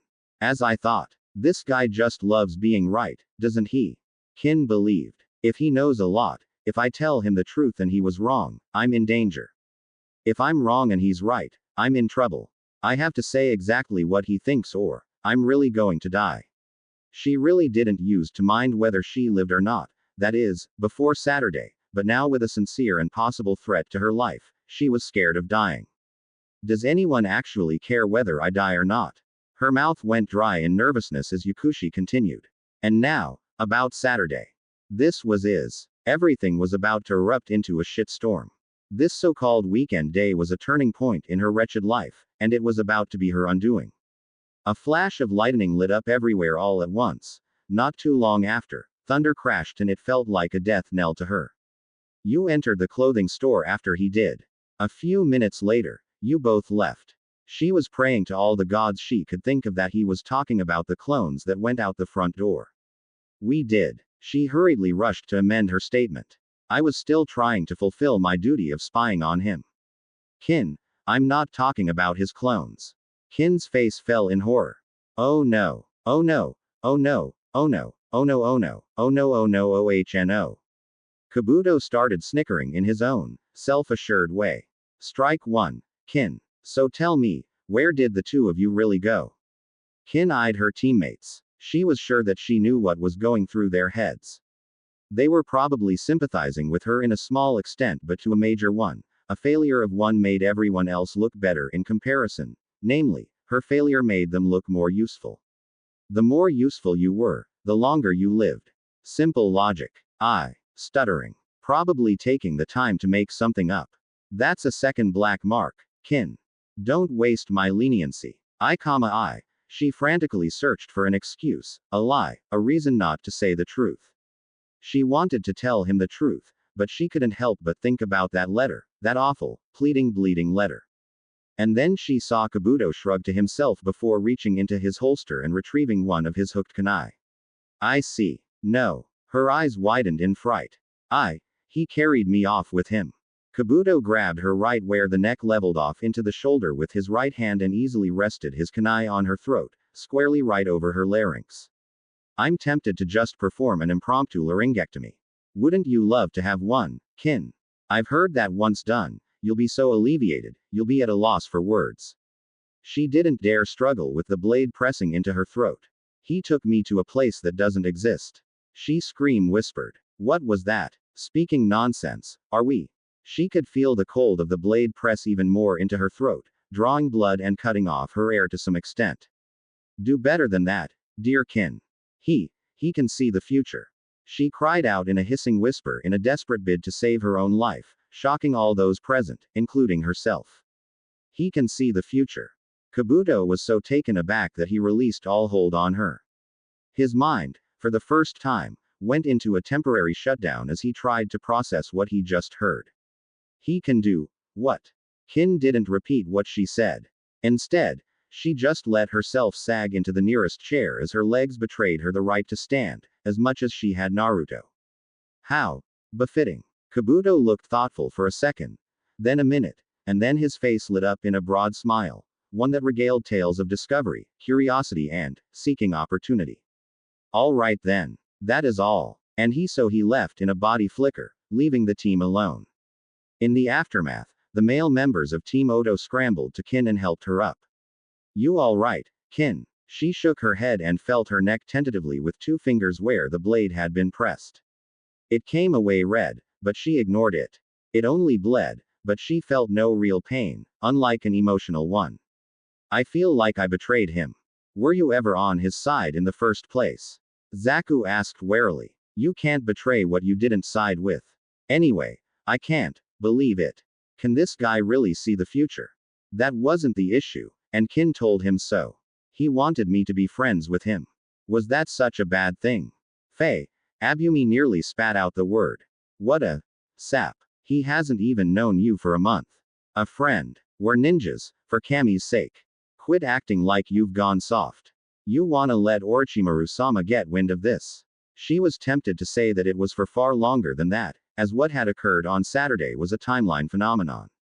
No matter how long it had been in there, the passage of time felt to be at least 2 weeks. That made a 33 days total, more than a month. But that didn't matter. All she could think about was how she had told his secret, something that only a select few knew. She had destroyed his confidence in her, and now, all the wrong people knew. Kabuto knew, and Orochimaru was soon to know too. For a simple thing as to be someone's friend, she practically sold him out. What a lousy person she was. Hey, if he can see the future, do you think he saw this coming? Why did he tell you then? He shouldn't have. If that's the case, Dosu spoke up, being a bit empathetic to her situation.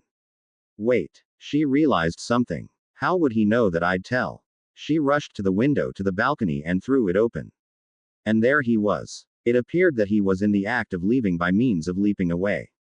Naruto. Wait. Her words didn't deter, nor did they delay his actions. His powerful leap from the edge took him away from her, but she felt a hard-wired want to urgently tell him what ran through her head next.